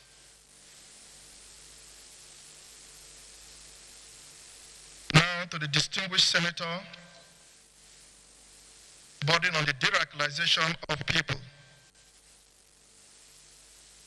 Currently, we have Operation Safe Corridor operating in Gombe, whereby all the modalities have been in place to ensure effective deradicalizations of those surrendered bandits. And what we provide for them are skill acquisition to make them viable as skilled members of the society. Now, reintegrating them into their various communities, that is not within our purview. Properly deradicalized, you have to work with the various communities, the community leaders within that general area to see how they can reintegrate them into their various communities. So it requires a whole of society approach, and we'll be counting on the distinguished senator from that general area to help in convincing the people whereby these people have committed atrocities against to accept them as their brothers, one who bring them to their various communities. Now to the last question from the Senate President, that bearing in mind the financial and logistic constraints, how we proceed with what we do. This will border on effective management of resources to ensure that we get the best out of available resources. But security is not cheap, so we will still be coming back to the holy chambers for improved remunerations to the armed forces so that we can together solve the problem of our nation in terms of security challenge. Thank you, sir. Thank you. Is it the view of the Senate that until we go into a closed session, the executive session, that the nominee for office of Chief of Army Staff has discharged his resume creditably? Those in support that it should be allowed to take a bow and wait for the executive session, say aye. Those against say nay. The ayes have it. You may take a bow, and then we go for further interactions.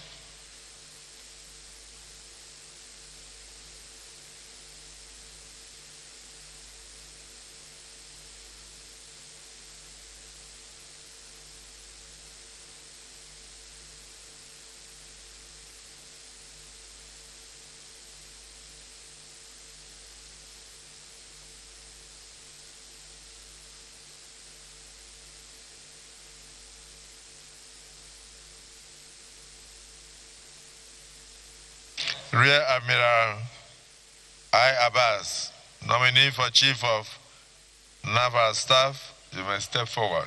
The podium is yours.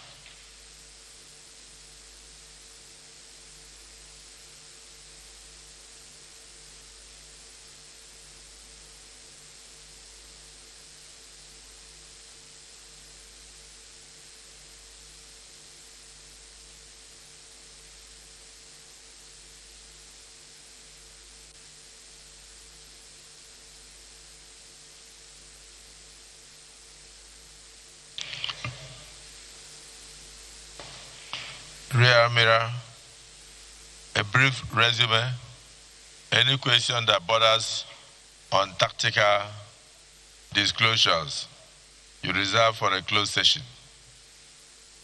You may proceed.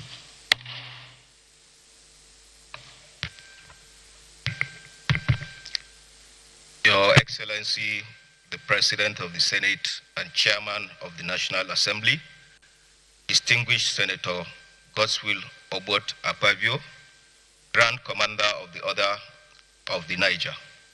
Your Excellency, the Deputy President of the Senate, Senator Barau Ibrahim Jibrin, Commander of the Federal Republic, Principal Staff Officers of the Senate, distinguished senators, the Special Advisor to the President on Senate Matters, Senator Bashir Lado, Commander of the Order of the Niger, Honorable Minister of Defense, His Excellency Badaru Abubakar.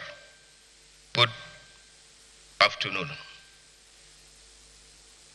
I am Rear Admiral Ide Abbas, born on the 20th of September 1969 and hail from Kano State.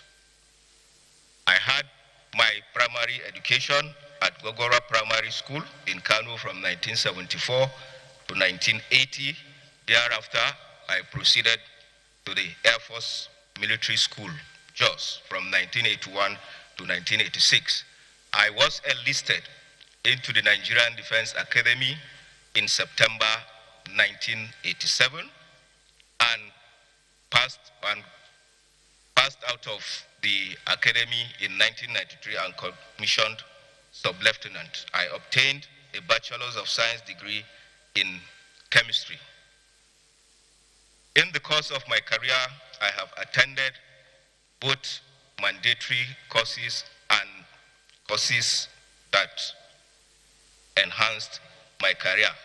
Notable among the courses I have attended the sub-technical course and the officer's long course specializing in above water warfare. So I'm an above water warfare specialist in the Nigerian Navy. I also attended my junior and staff courses at the Armed Forces Command and Staff College, Jaji, Nigeria. I was also at the National Defense College here in Abuja for my strategic course. In the course of my career, I have held various appointments cutting across staff, instructional, and command appointments. I have served in various Nigerian Navy ships as a young officer. I also held the appointment of gunnery officer of Nigerian Navy ship Ohue. I was also an instructor at the above water warfare school where I specialized.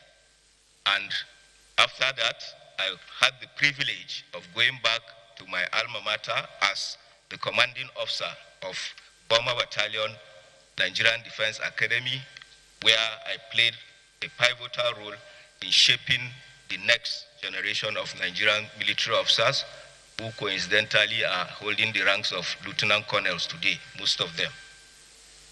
I was also at JOS, Operation Safe Haven, as a sector commander, doubling also as the contingent, Nigerian Navy contingent commander.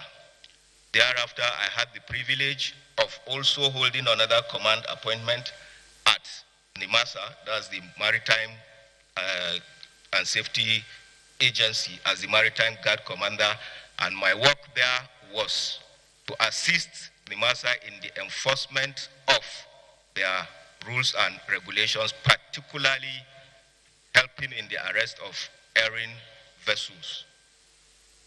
Also, thereafter, I was appointed the task group commander of a task force which was purposely put in place to combat the menace of piracy, which was becoming a serious issue, particularly around the Bonny axis of our waters. And within that, the period I commanded the task group, a lot of successes were recorded. I was also privileged to hold the appointment of a command admin officer at the headquarters Central Naval Command in Bayelsa. Thereafter, I was appointed as the commander of Nigerian Navy ship Victory in Calabar. As fate will have it, from Calabar, I was posted back to Enegua as the chief staff officer, headquarters Central Naval Command. After a stint of about a year, I was reappointed the 12th flag officer of the same Central Naval Command, covering Bayelsa, Delta, Imo, Kogi, and Anambra states. I was also privileged to serve as the director of operations at the naval headquarters, where I oversaw the planning and execution of naval operations in maritime domain, as well as internal security operations across Nigeria. I was also privileged to have served as the chief of safety and standards at the naval headquarters, From there, I was appointed the Chief of Defense Civil Military Relations at the Defense Headquarters, from where I proceeded to Nigerian Army Heritage and Future Center as a Senior Research Fellow. That is the current appointment I was holding before I was nominated as the Chief of the Naval Staff. Among my decorations, I hold the Forces Service Star, Distinguished Service Star, Grand Service Star, and lately the Defense General Service Medal. I am a member of some professional bodies, amongst which are the Nigerian Institute of Management, Institute of Professional Security.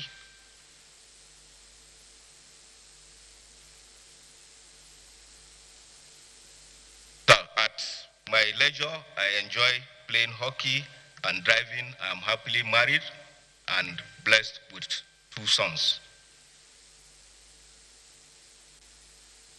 Thank you. Thank you, sir. Yeah, as Chief of Naval Staff, your activities have direct bearing on the economy of the nation, particularly when you view it from the standpoint of oil production, oil theft, vandalization of pipelines, and piracy and others. So you will permit me to call on 1 or 2 people to ask questions before we go into closed session. Distinguished Senator Abiru represents Lagos with a lot of water. And I think they are trying to build a second seaport. Is Senator Abiru around? Okay. Senator Dafinone. Senator Dafinone, would you like to ask any question?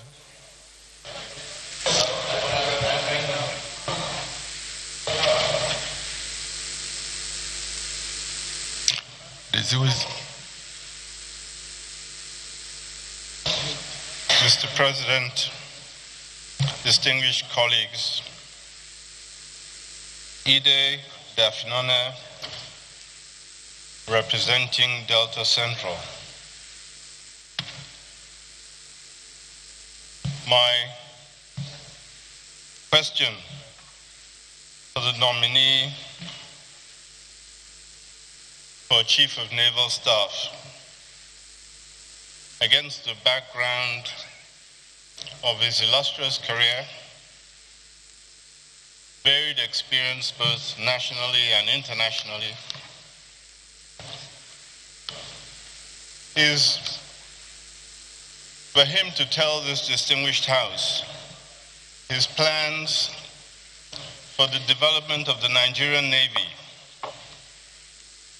especially in relation to the emerging threats, and what support he intends to provide to the other security agencies. Thank you, Mr. President.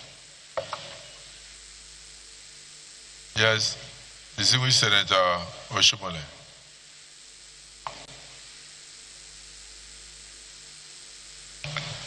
Mr. President, sir, thank you very much for this privilege. I believe going through the CV, and even before the CV, I believe the Commander-in-Chief of the Armed Forces and the President of the Federal Republic of Nigeria must have already satisfied himself that you have the formal training to enable you to do the job for which you have been nominated. And I think the nomination is the word, not appointment yet, because we have to confirm. But I find interesting some of the points made about de-radicalization. It doesn't matter whether it's Army, Navy, Air Force, it's all armed forces. Given our experience in the past where some Boko Haram people who were captured, and to use the word of the chief of, I believe, Army staff, who talk about people who have committed heinous crime, be reintegrated. Not a few people wonder how you can describe, on the one hand, somebody, a heinous criminal who has killed and maimed children and women, that you can reintegrate him into the larger society. And many have argued that some of those people in the process take advantage to familiarize themselves with the new environment and go back to what they have been doing, which then defeat the entire effort that you have put in apprehending them in the first instance. So this whole concept of de-radicalization is an issue for me. And Mr. President, you just took it from my lips, sir, that I think the Navy has a good role to play. From all that I've heard from people who know you, I understand you can fairly be described as a no-nonsense officer. And therefore, the Navy will be under your command in very good hands. I am clear about that. But what will you do to ensure that these leakages that we still experience in oil bunkering, our president has rightly asked this question, because there are a lot of mixture now between Navy and other non-state actors involved in protection of our oil wells. And then lastly, the issue of, recently we had proposal for setting up of a marine guide.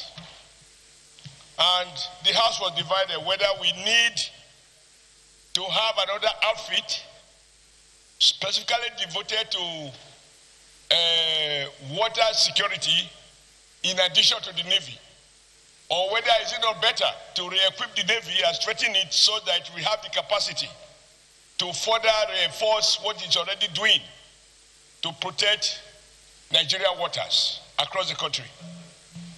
Thank you, Mr. President, sir. Distinguished Senator Wadada. Mr. President, sitting as chair,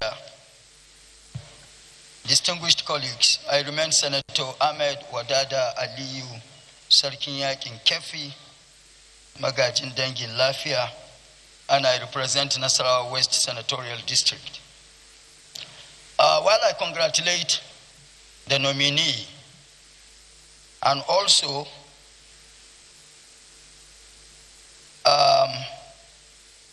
to buttress what Senator Adams Oshomole said, the little I have known or heard about the nominee is that he is an effective officer. Mr. Nominee, the Navy is meant to take care of the waters, both territorial and inland. But the concentration over the years has been on the territorial waters. The inland waterways, because of the sophistication in crime today, I will want your administration to give attention to the inland waterways as well, so that the criminals in us, or amongst us, will not be able to use the inland. No, of course, the criminals amongst us.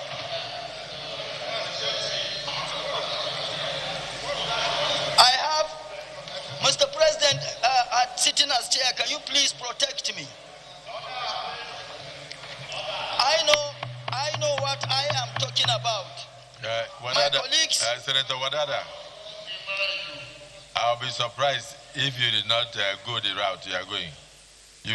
Why they are murmuring is that the criminality in us. So, and they are saying, no, if you have criminality in you, we don't have. So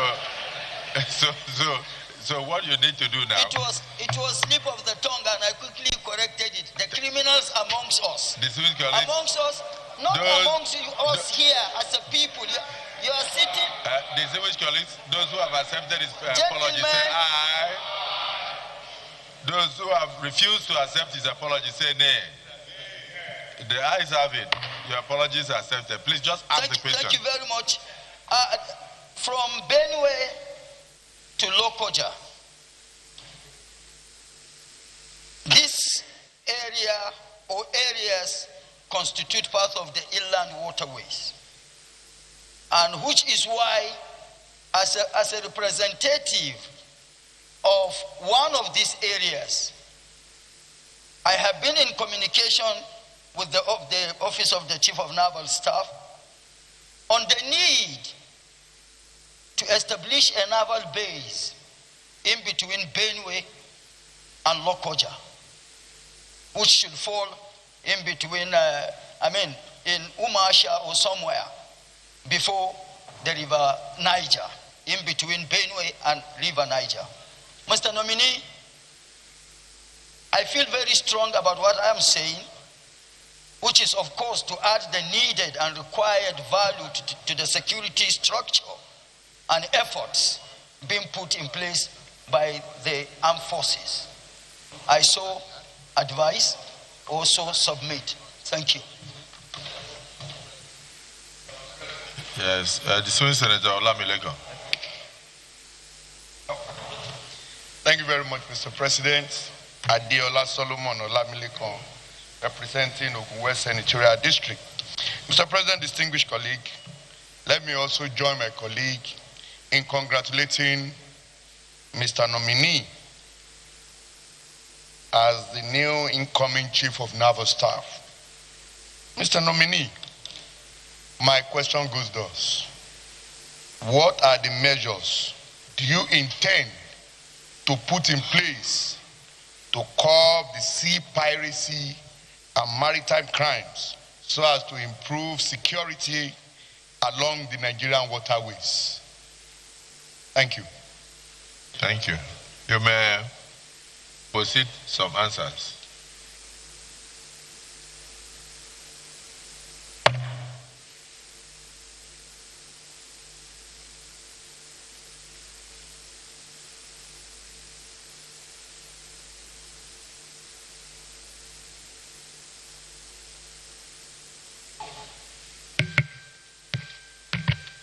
Sir.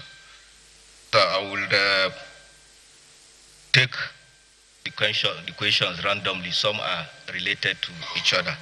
I will start with the last question asked by distinguished Senator Olamileko, that what measures do I intend to put in place to curb criminalities in the maritime environment? What I will do is, already we have existing structures towards curbing maritime crimes. What we shall do is to look at what is currently existing, and what I intend to do is to further incorporate more of technology, that is the use of drones. We already have what we are doing. We are going on patrols.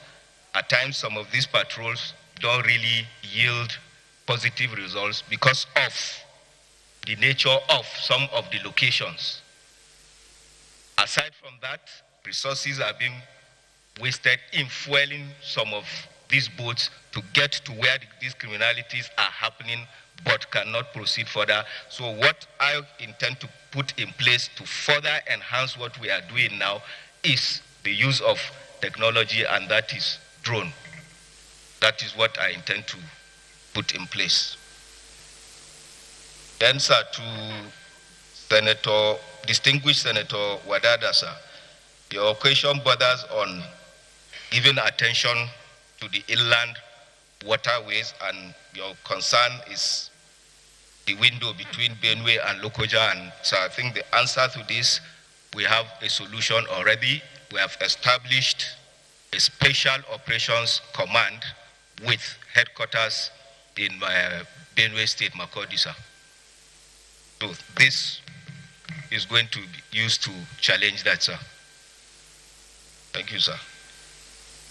Then, sir, to distinguish Senator Oshomole's questions. There are 3 questions here. I will start with the last one, and that is the issue of Coast Guard, whether there is any need for it. Sir, categorically, I will say we don't need that, because the Nigerian Navy is already doing that with what we have. One of our roles is Coast Guard duties, which is what we are doing. Creating another agency to do that work, it would be a duplication of function.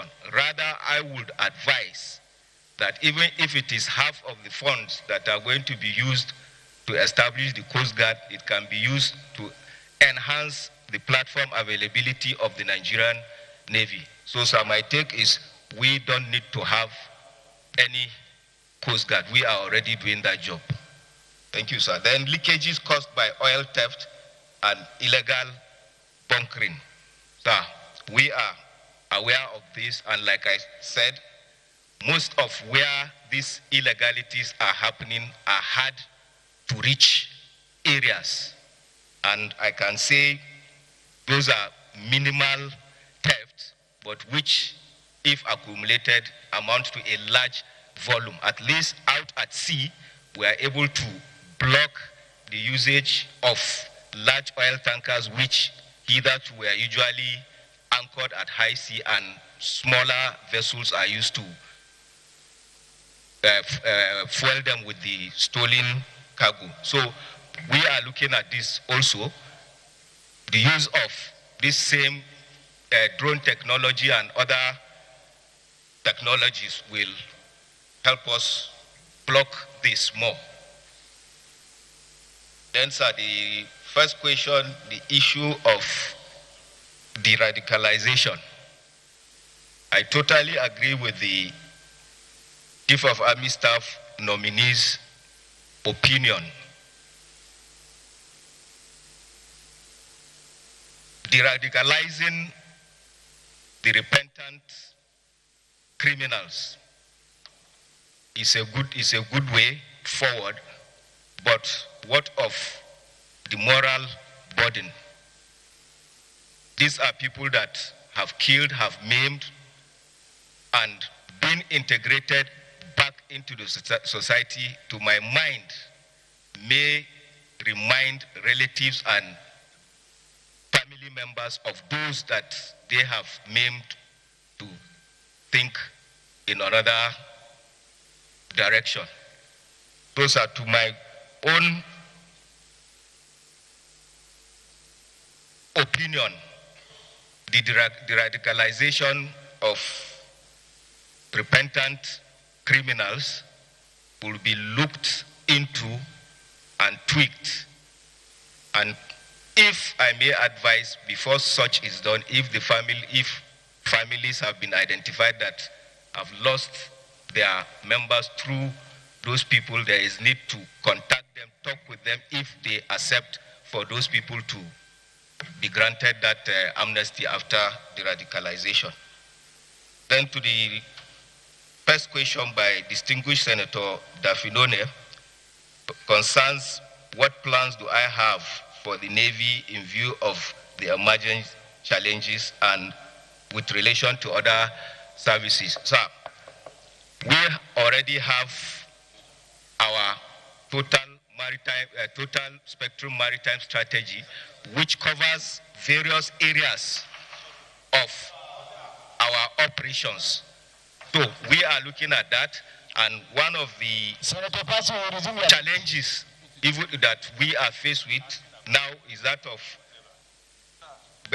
kidnapping, banditry, oil theft. So the total spectrum maritime strategy of the Nigerian Navy takes care of these various layers of challenges, and my belief is we cannot do it alone, and hence we have to work together. It is a whole of society approach, and particularly for us, the armed forces, we have to synergize, whether we like it or not. That is the only way out that we can get out of the problems our country is facing. Thank you, sir. Thank you so much, the nominee. Is it the view of the Senate? that if you're allowed to take a bow and wait for the closed session, those in support say aye, those against say nay. The ayes have it. Well done. And proceed.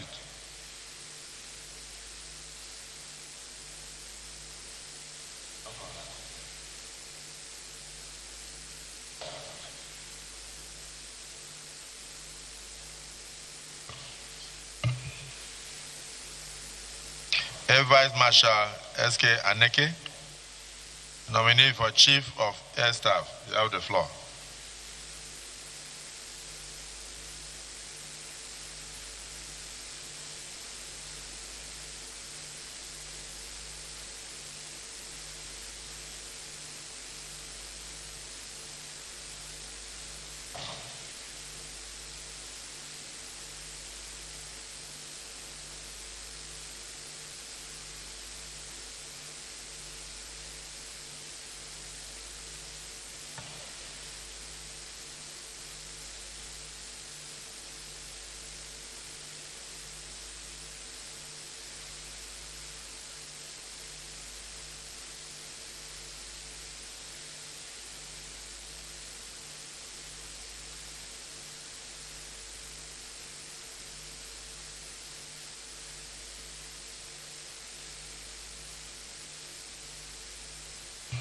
Just give you a brief resume of yourself, and you answer one or two questions from our colleagues, and thereafter we'll go into closed session. Thank you.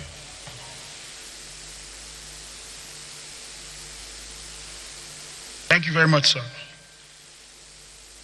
Just a minute. Just be reminded that you are talking to Nigeria. Yes, sir. Your Excellency, sir, the President of the Senate and Chairman of the National Assembly, distinguished Senator Godswill Obot Akpabio, Grand Commander of the Order of the Niger. Your Excellency, sir, Deputy President of the Senate, Senator Barau Ibrahim, Commander of the Federal Republic. The Principal Officers of the Senate, distinguished senators, the Special Advisor to the President on Senate Matters, Senator Bashir Lado, Commander of the Order of the Niger, Honorable Minister of Defense, sir. Sir, permit me to skip through the protocol of appreciating Mr. President and acknowledging the great work this great institution has been doing for Nigeria. I will just go straight to my resume, sir. I am Air Vice Marshal Sunday Kelvin Aneke, born on the 20th February 1972 in Makurdi, Benue State. I am from Umuaga in Udi, local government of Enugu State, and I was commissioned into the Nigerian Air Force on the 10th of September 1993 as a member of 40th Regular Combatant Course of the premier and great institution of the Nigerian Defense Academy. My early education started with the Army Children's School, NTA, Kaduna. I attended Government College, Kaduna. I hold a Bachelor of Science degree in physics from the Nigerian Defense Academy, a certificate in aeromechanical engineering from Technical Training Group, which is now the Air Force Institute of Technology, postgraduate diploma in management from the University of Calabar. I have 3 masters, one in international affairs and diplomacy from Ahmadu Bello University, Zaria, another one from political economy and developmental studies from the University of Abuja, and masters in strategic studies from United States Air Force Air War College, Maxwell Air Force Base, Alabama. I also possess a professional certificate in aviation safety management from Embry-Riddle University, Embry-Riddle Aeronautical University, Florida, USA. I am currently pursuing a Doctor of Philosophy to reflect my enduring commitment to knowledge, research, and strategic thought. Over the past 3 decades, I have been privileged to serve in various command, instructional, and staff capacities. These have broadened my perspective and strengthened my leadership experience. Some of these appointments include admin officers in some units like the Aircraft Maintenance Depot and 301 Flying Training School in Kaduna. I was also the commanding officer, Base Services Wing at the Maritime Group in Benin. I was the Wing Chief Operations and also Wing Chief Admin and the Fleet Training Officer in the Presidential Air Fleet, Abuja. Some of my senior appointments include Director of Policy, Nigerian Air Force Headquarters, the Director of Safety in the same headquarters, Deputy Director of Operations, Nigerian Air Force Headquarters. I was the commanding officer, also the Command Evaluation Officer in both Tactical Air Command and Air Training Command. I was also the Chief of Staff at the Air Training Command. I was the Deputy Commandant, Nigerian Defense Academy, where I contributed to bringing out the best set of officers this country will ever find. And most recently, I was the Air Officer Commanding Mobility Command, Yenagua, where I oversaw enhanced mobility, joint operations, and strategic response and coordination. As a career pilot with over 4,300 flying hours, I am type-rated on the AB218 extended version, the Donia 228, Citation 500, Gulfstream 5, Gulfstream 550, and the Hawker 4000. I also have the advanced pilot license, which is what culminates in a pilot's career. My operational experience spans both domestic, international theaters, from Operation Restore Hope as a young pilot in the Niger Delta to United Nations peacekeeping operations in the Democratic Republic of Congo, where I served as the Chief of Operations, Kindu Region. I have the following medals: GSS, DSS, GSM, FCM, and the rest of others. These experiences have collectively shaped my understanding of air power employment, interagency cooperation, and the indispensable role of oversight and accountability in achieving national defense objectives. I am happily married to my beautiful wife, Ms. Ngozi Aneke, and I have 3 sons: Chukwuebuka Kelvin, Ifeanyi Chukwu Brian, and Uche Chukwu Jason. Distinguished Senator Kausumaila, resume your seat. Distinguished Senator Kausumaila, resume. I will please see.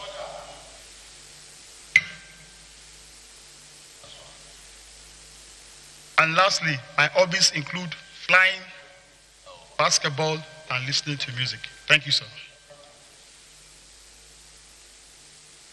Thank you. I noticed that the number of people from the southeast who want to talk are far more than senators from other areas. But let us start from the ancestors, the landlords of the Senate. Distinguished Senator Abaribe.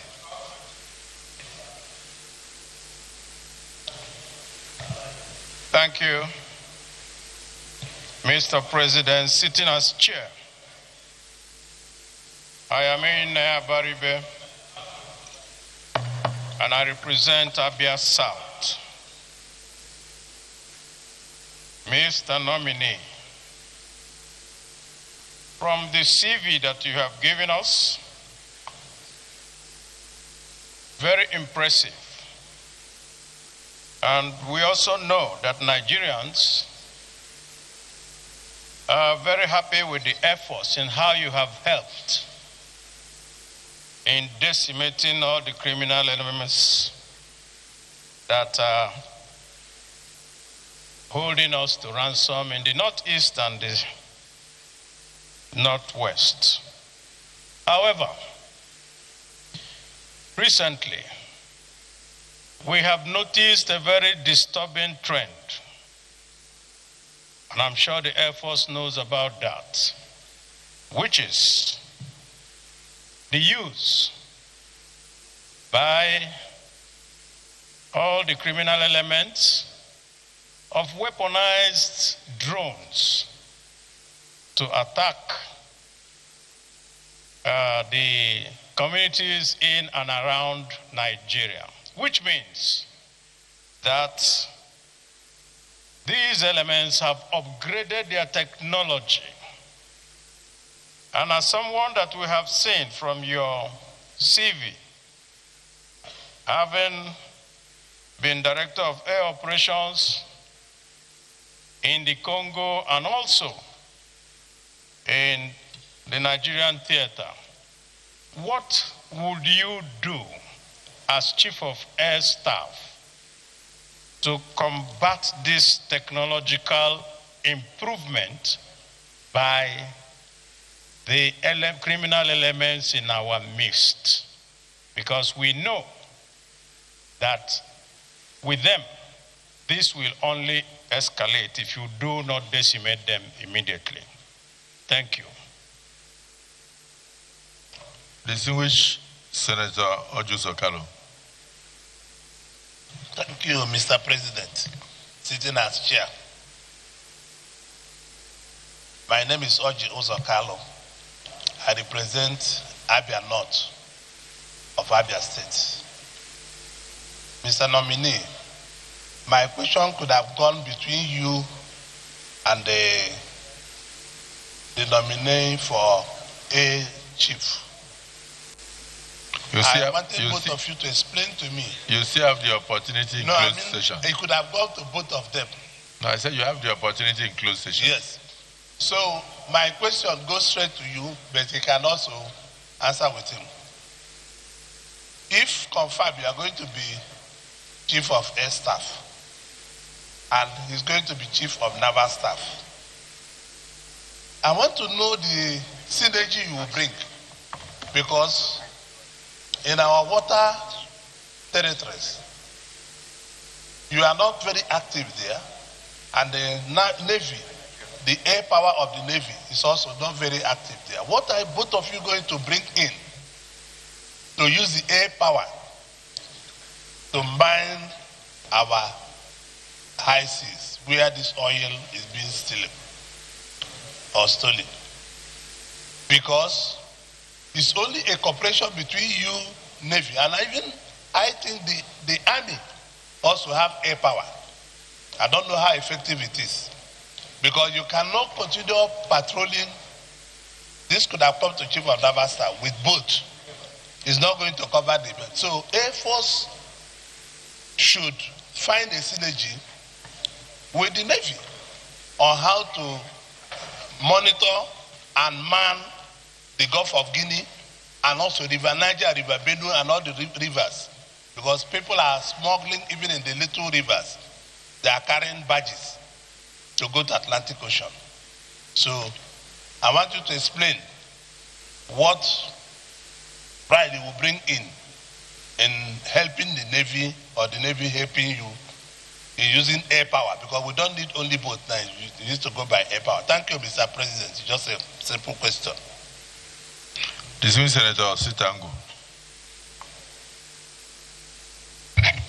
Thank you, Mr. President Ostangu. I represent Enugu West. Mr. President, thank you for the opportunity to speak about the nominee, who incidentally is from my senatorial zone. My question is more technical and tactical, so it will come in the closed session. But I would like to show gratitude. In my place, we say that ingratitude is second to witchcraft. Mr. President, I bring gratitude from Umuchi Nemerem in Umaga, where he comes from. Gratitude from Udi local government, where both of us come from. Gratitude from Enugu West. Gratitude from Enugu State and the Southeast in general. Mr. President, appointment of service chiefs in the past government from Southeast sometimes will look impossible. But today, under this government, we are having it back to back. The immediate past Chief of Naval Staff is from Enugu State. And I want to appreciate the President, President Bola Ahmed Tinubu, for also finding our son who is worthy to be the nominee for Chief of Air Staff. We have never in the history of Nigeria had it this way. I want to thank the President for finding our son, the brilliance in AVM Aneke, whom we have seen from his CV and from when he spoke that he is going to bring value to the system. Mr. President, we, from where he comes from, have only gratitude to show to the President. We know our son is going to make us proud. We know he is going to deliver, and we will support him. And I plead that also all his colleagues and my colleagues here will lay their voice to ensure that he is confirmed. I thank you, and I rest my case. Well, having heard the word of gratitude from his village, from his Umonna, and we can now go back to our work, which is asking questions. Distinguished Senator Nengi, I know he's not from Bauchi, so you are not going to thank the President Thank you, Mr. President. So please ask a question. My name is Senator Nengi, and I am from Bauchi Center of Bauchi State, and the nominee happens to finish from my alma mater, both the ABU and University of Abuja. You're welcome. Mr. Nominee, listen to this. Since Buhari's assumed office in 2015, the Nigerian military has taken delivery of 32 brand new aircrafts. With the latest, and that is the key question. You mean the latest? Buhari, by Buhari? You are not since talking Buhari about, assumed office. not Senator Buhari. In 20, not this one. Since President Buhari So you are talking about assumed office in 2015. Our late icon, late President Buhari, not Senator Buhari. Not this one. Since late President Buhari assumed office in 2015, the Nigerian military has taken delivery of a total of 32 brand new aircrafts, with the latest being 6 Super Tucanos at the cost of $1.2 billion US. Air Vice Marshal, where are our Tucanos, and where are they not running? That is the question. In other words, where are the aircrafts? Where are the Tucanos? And why are they not performing?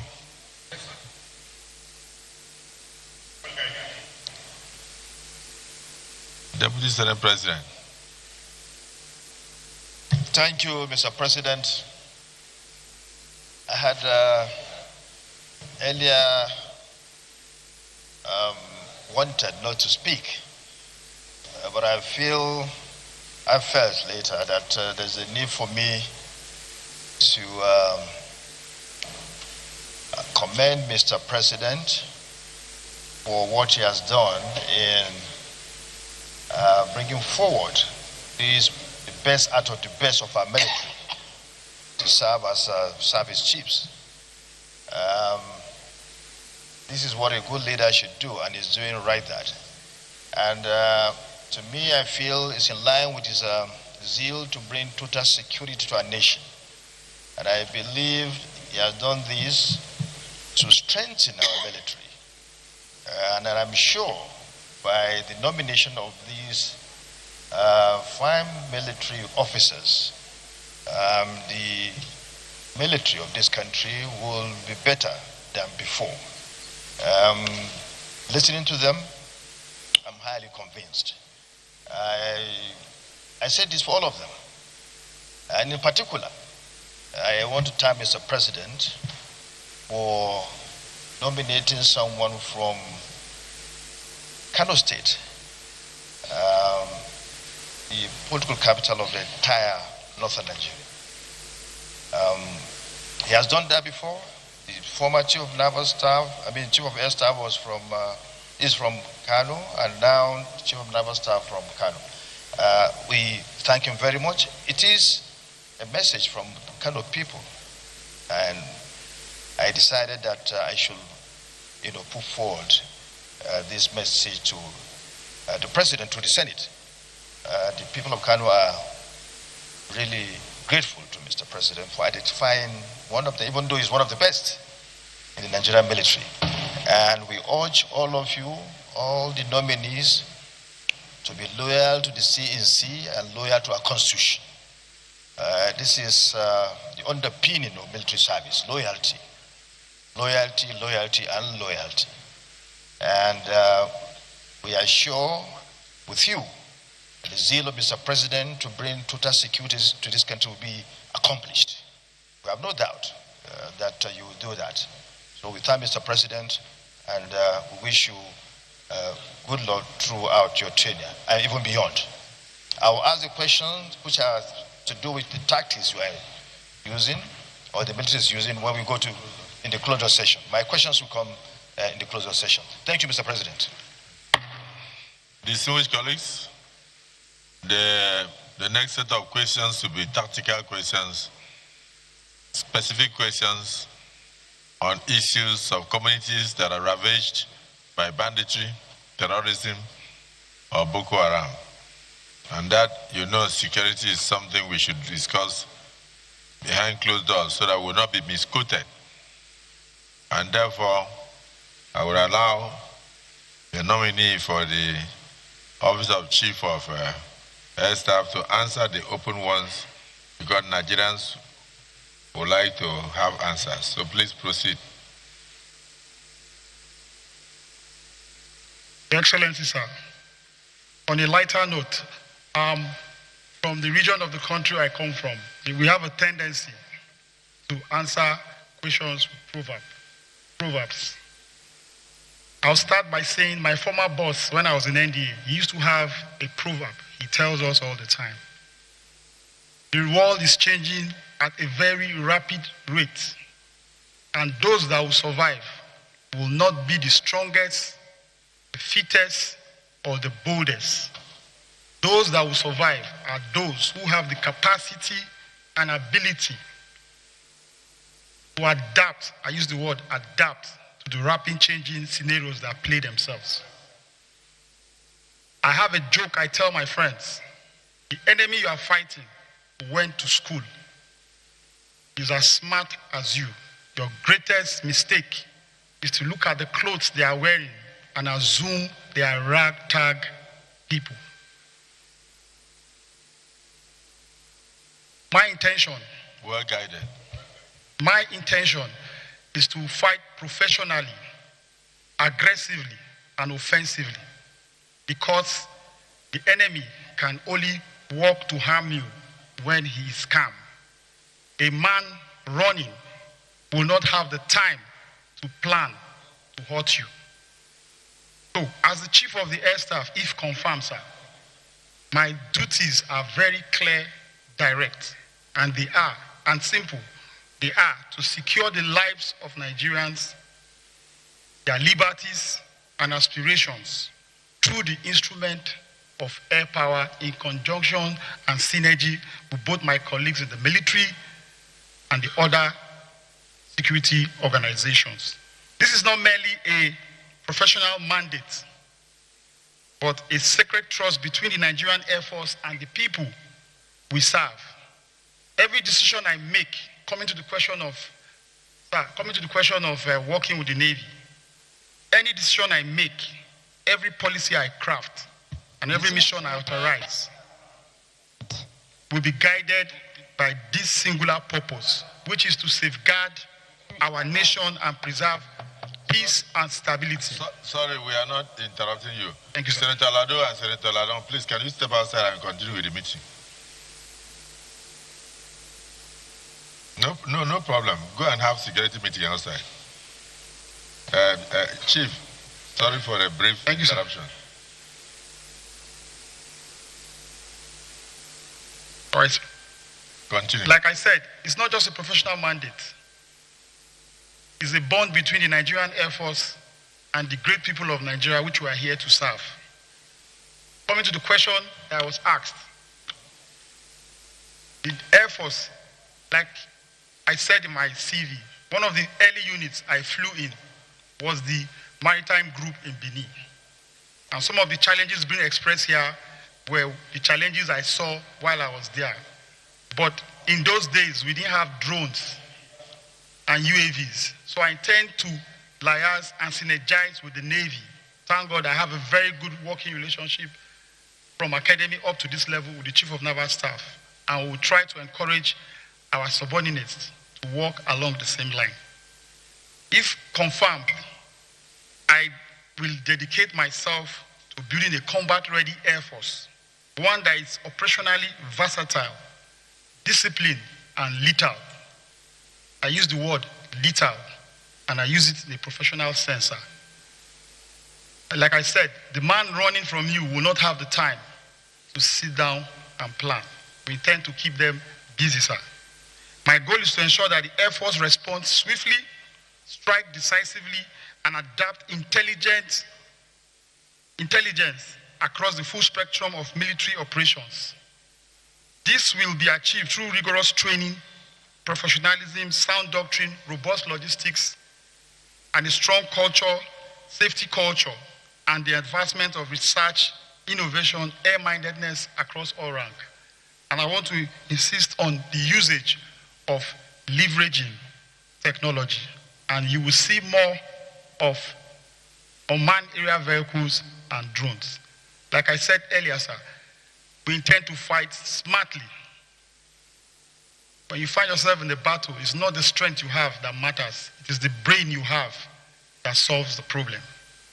Coming to the questions asked by the very distinguished senators, Senator Abaribe, Senator Uzokalu, Senator Osita, the minority leader, Senator Nengi, and the distinguished Deputy Senate President. First, I'll answer them in no particular order. Aviation is a very expensive business. You might hear the word 1.2 billion. 1.2 billion in the aviation environment is like a spoon fetching out of the ocean. So you might, if you do the calculation of what it takes to train one pilot, you understand the cost both in dollars and naira. Some of these weapons we fire are one missile. Some of the cheapest are as cheap as $100,000. And you fire these things every day. So it is not a business for the chicken-minded when it comes to finance. And so please, I solicit your cooperation to use the money intelligently and squeeze the last dollar of the value of what you give us. It doesn't cut across the Air Force alone. It also is the same thing with the Navy and the same thing with the Army. The armed forces is that part of government which you must spend money and hope not to use. If you do not have it, you are a chicken waiting for the hawk to be carried. If you have it, no matter who the person is, you can look the person in the face and take them out. I have served in countries like the United States, and I want to assure you, sir, a Nigerian is a proud person anywhere.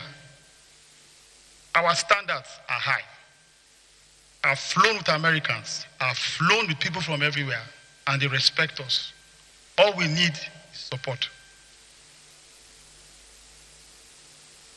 Now, sir, for the Super Tucanos, sir, the Super Tucanos are doing what they've been paid to do. We have young men and women sacrificing their life while people are sleeping. Most of the operation they do, we are giving you value, sir, for your money, because the equipment in those Super Tucanos are extremely expensive. They are located mostly in the northeast and mostly in the northwest. And every night, these same thousands of dollars of weapons are being fired. Thus that the armed forces, especially the Air Force, we cannot come out and show everything we do. But I assure you, sir, those airplanes are flying. You can cross-check, sir. They are flying. It's just the kind of war we are fighting. It is not face me, I face you. So we have to synergize with our brothers in the Army and the Navy. But I assure you, sir, those weapons, you can cross-check me, sir.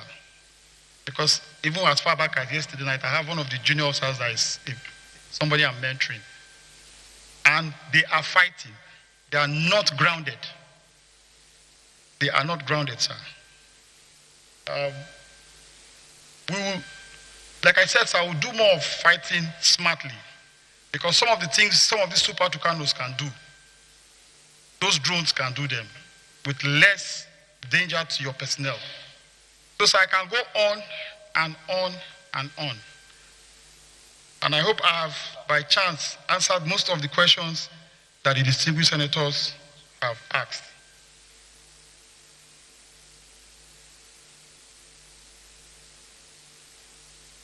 But I will conclude by saying, sir, we are here to serve.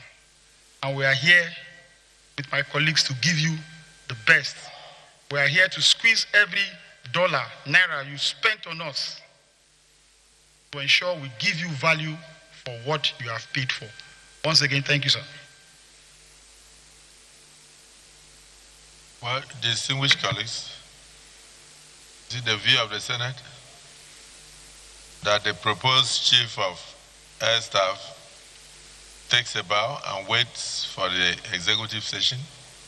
Those in support say aye. Those against say nay. The ayes have it.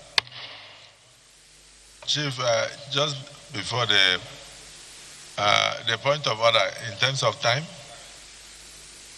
Okay. Mr. President, sitting as chair, very distinguished colleagues, I rise pursuant to Order 8.3 of our rules to move for an extension of time for the Senate to sit beyond 3 p.m. to enable us to finish the proceedings for the day. I so move. Minority Leader. Thank you, Mr. President. I rise to second the motion that the Senate do extend its time to sit beyond 3 p.m. to continue our proceeding. I so second. Distinguished colleagues, the motion has been moved and seconded that this hallowed chamber extends its sitting today beyond 3 p.m. to enable us to conclude our screening and confirmation of the service chiefs. Those in support of the motion and move say aye. Those against say nay. The ayes have it. Let me now invite the proposed Chief of Air Staff to come forward.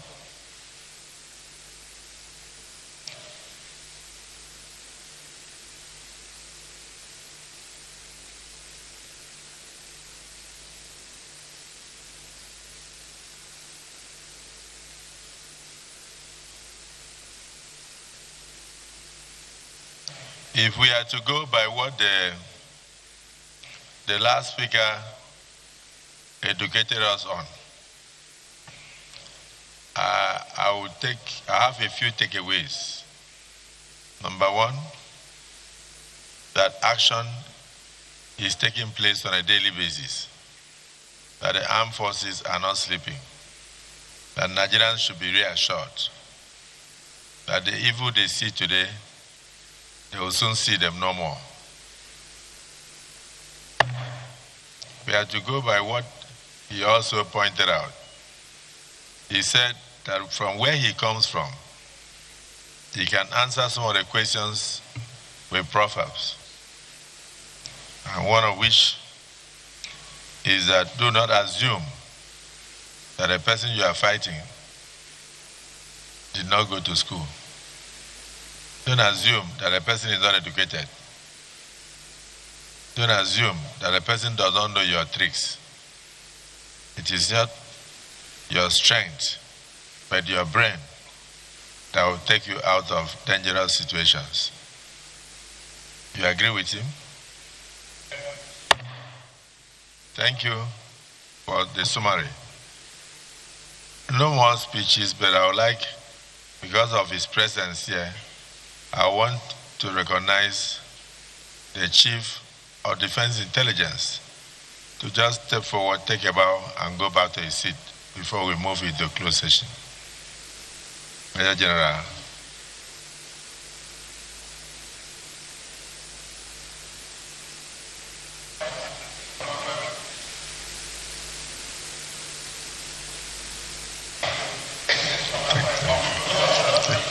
Thank you.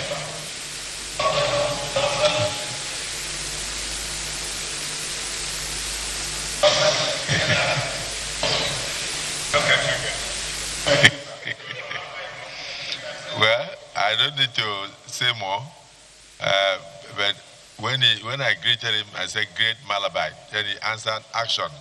So he believes in action. He doesn't believe in talking. So thank you for joining us in this session. Senate Leader. Mr. Chairman, very distinguished senators of the Federal Republic of Nigeria, I rise at this time to move that the Senate do now go into an executive session to enable us hold. You're watching live the confirmation screening of the Chief of Defense Staff and the 3 nominees for the position of service chiefs. And the exercise will now proceed in an executive session. That is a closed session because of the sensitive nature of security. NTA will continue transmission of further programs in our studios. We thank you for staying with us. I'm Lami Ali.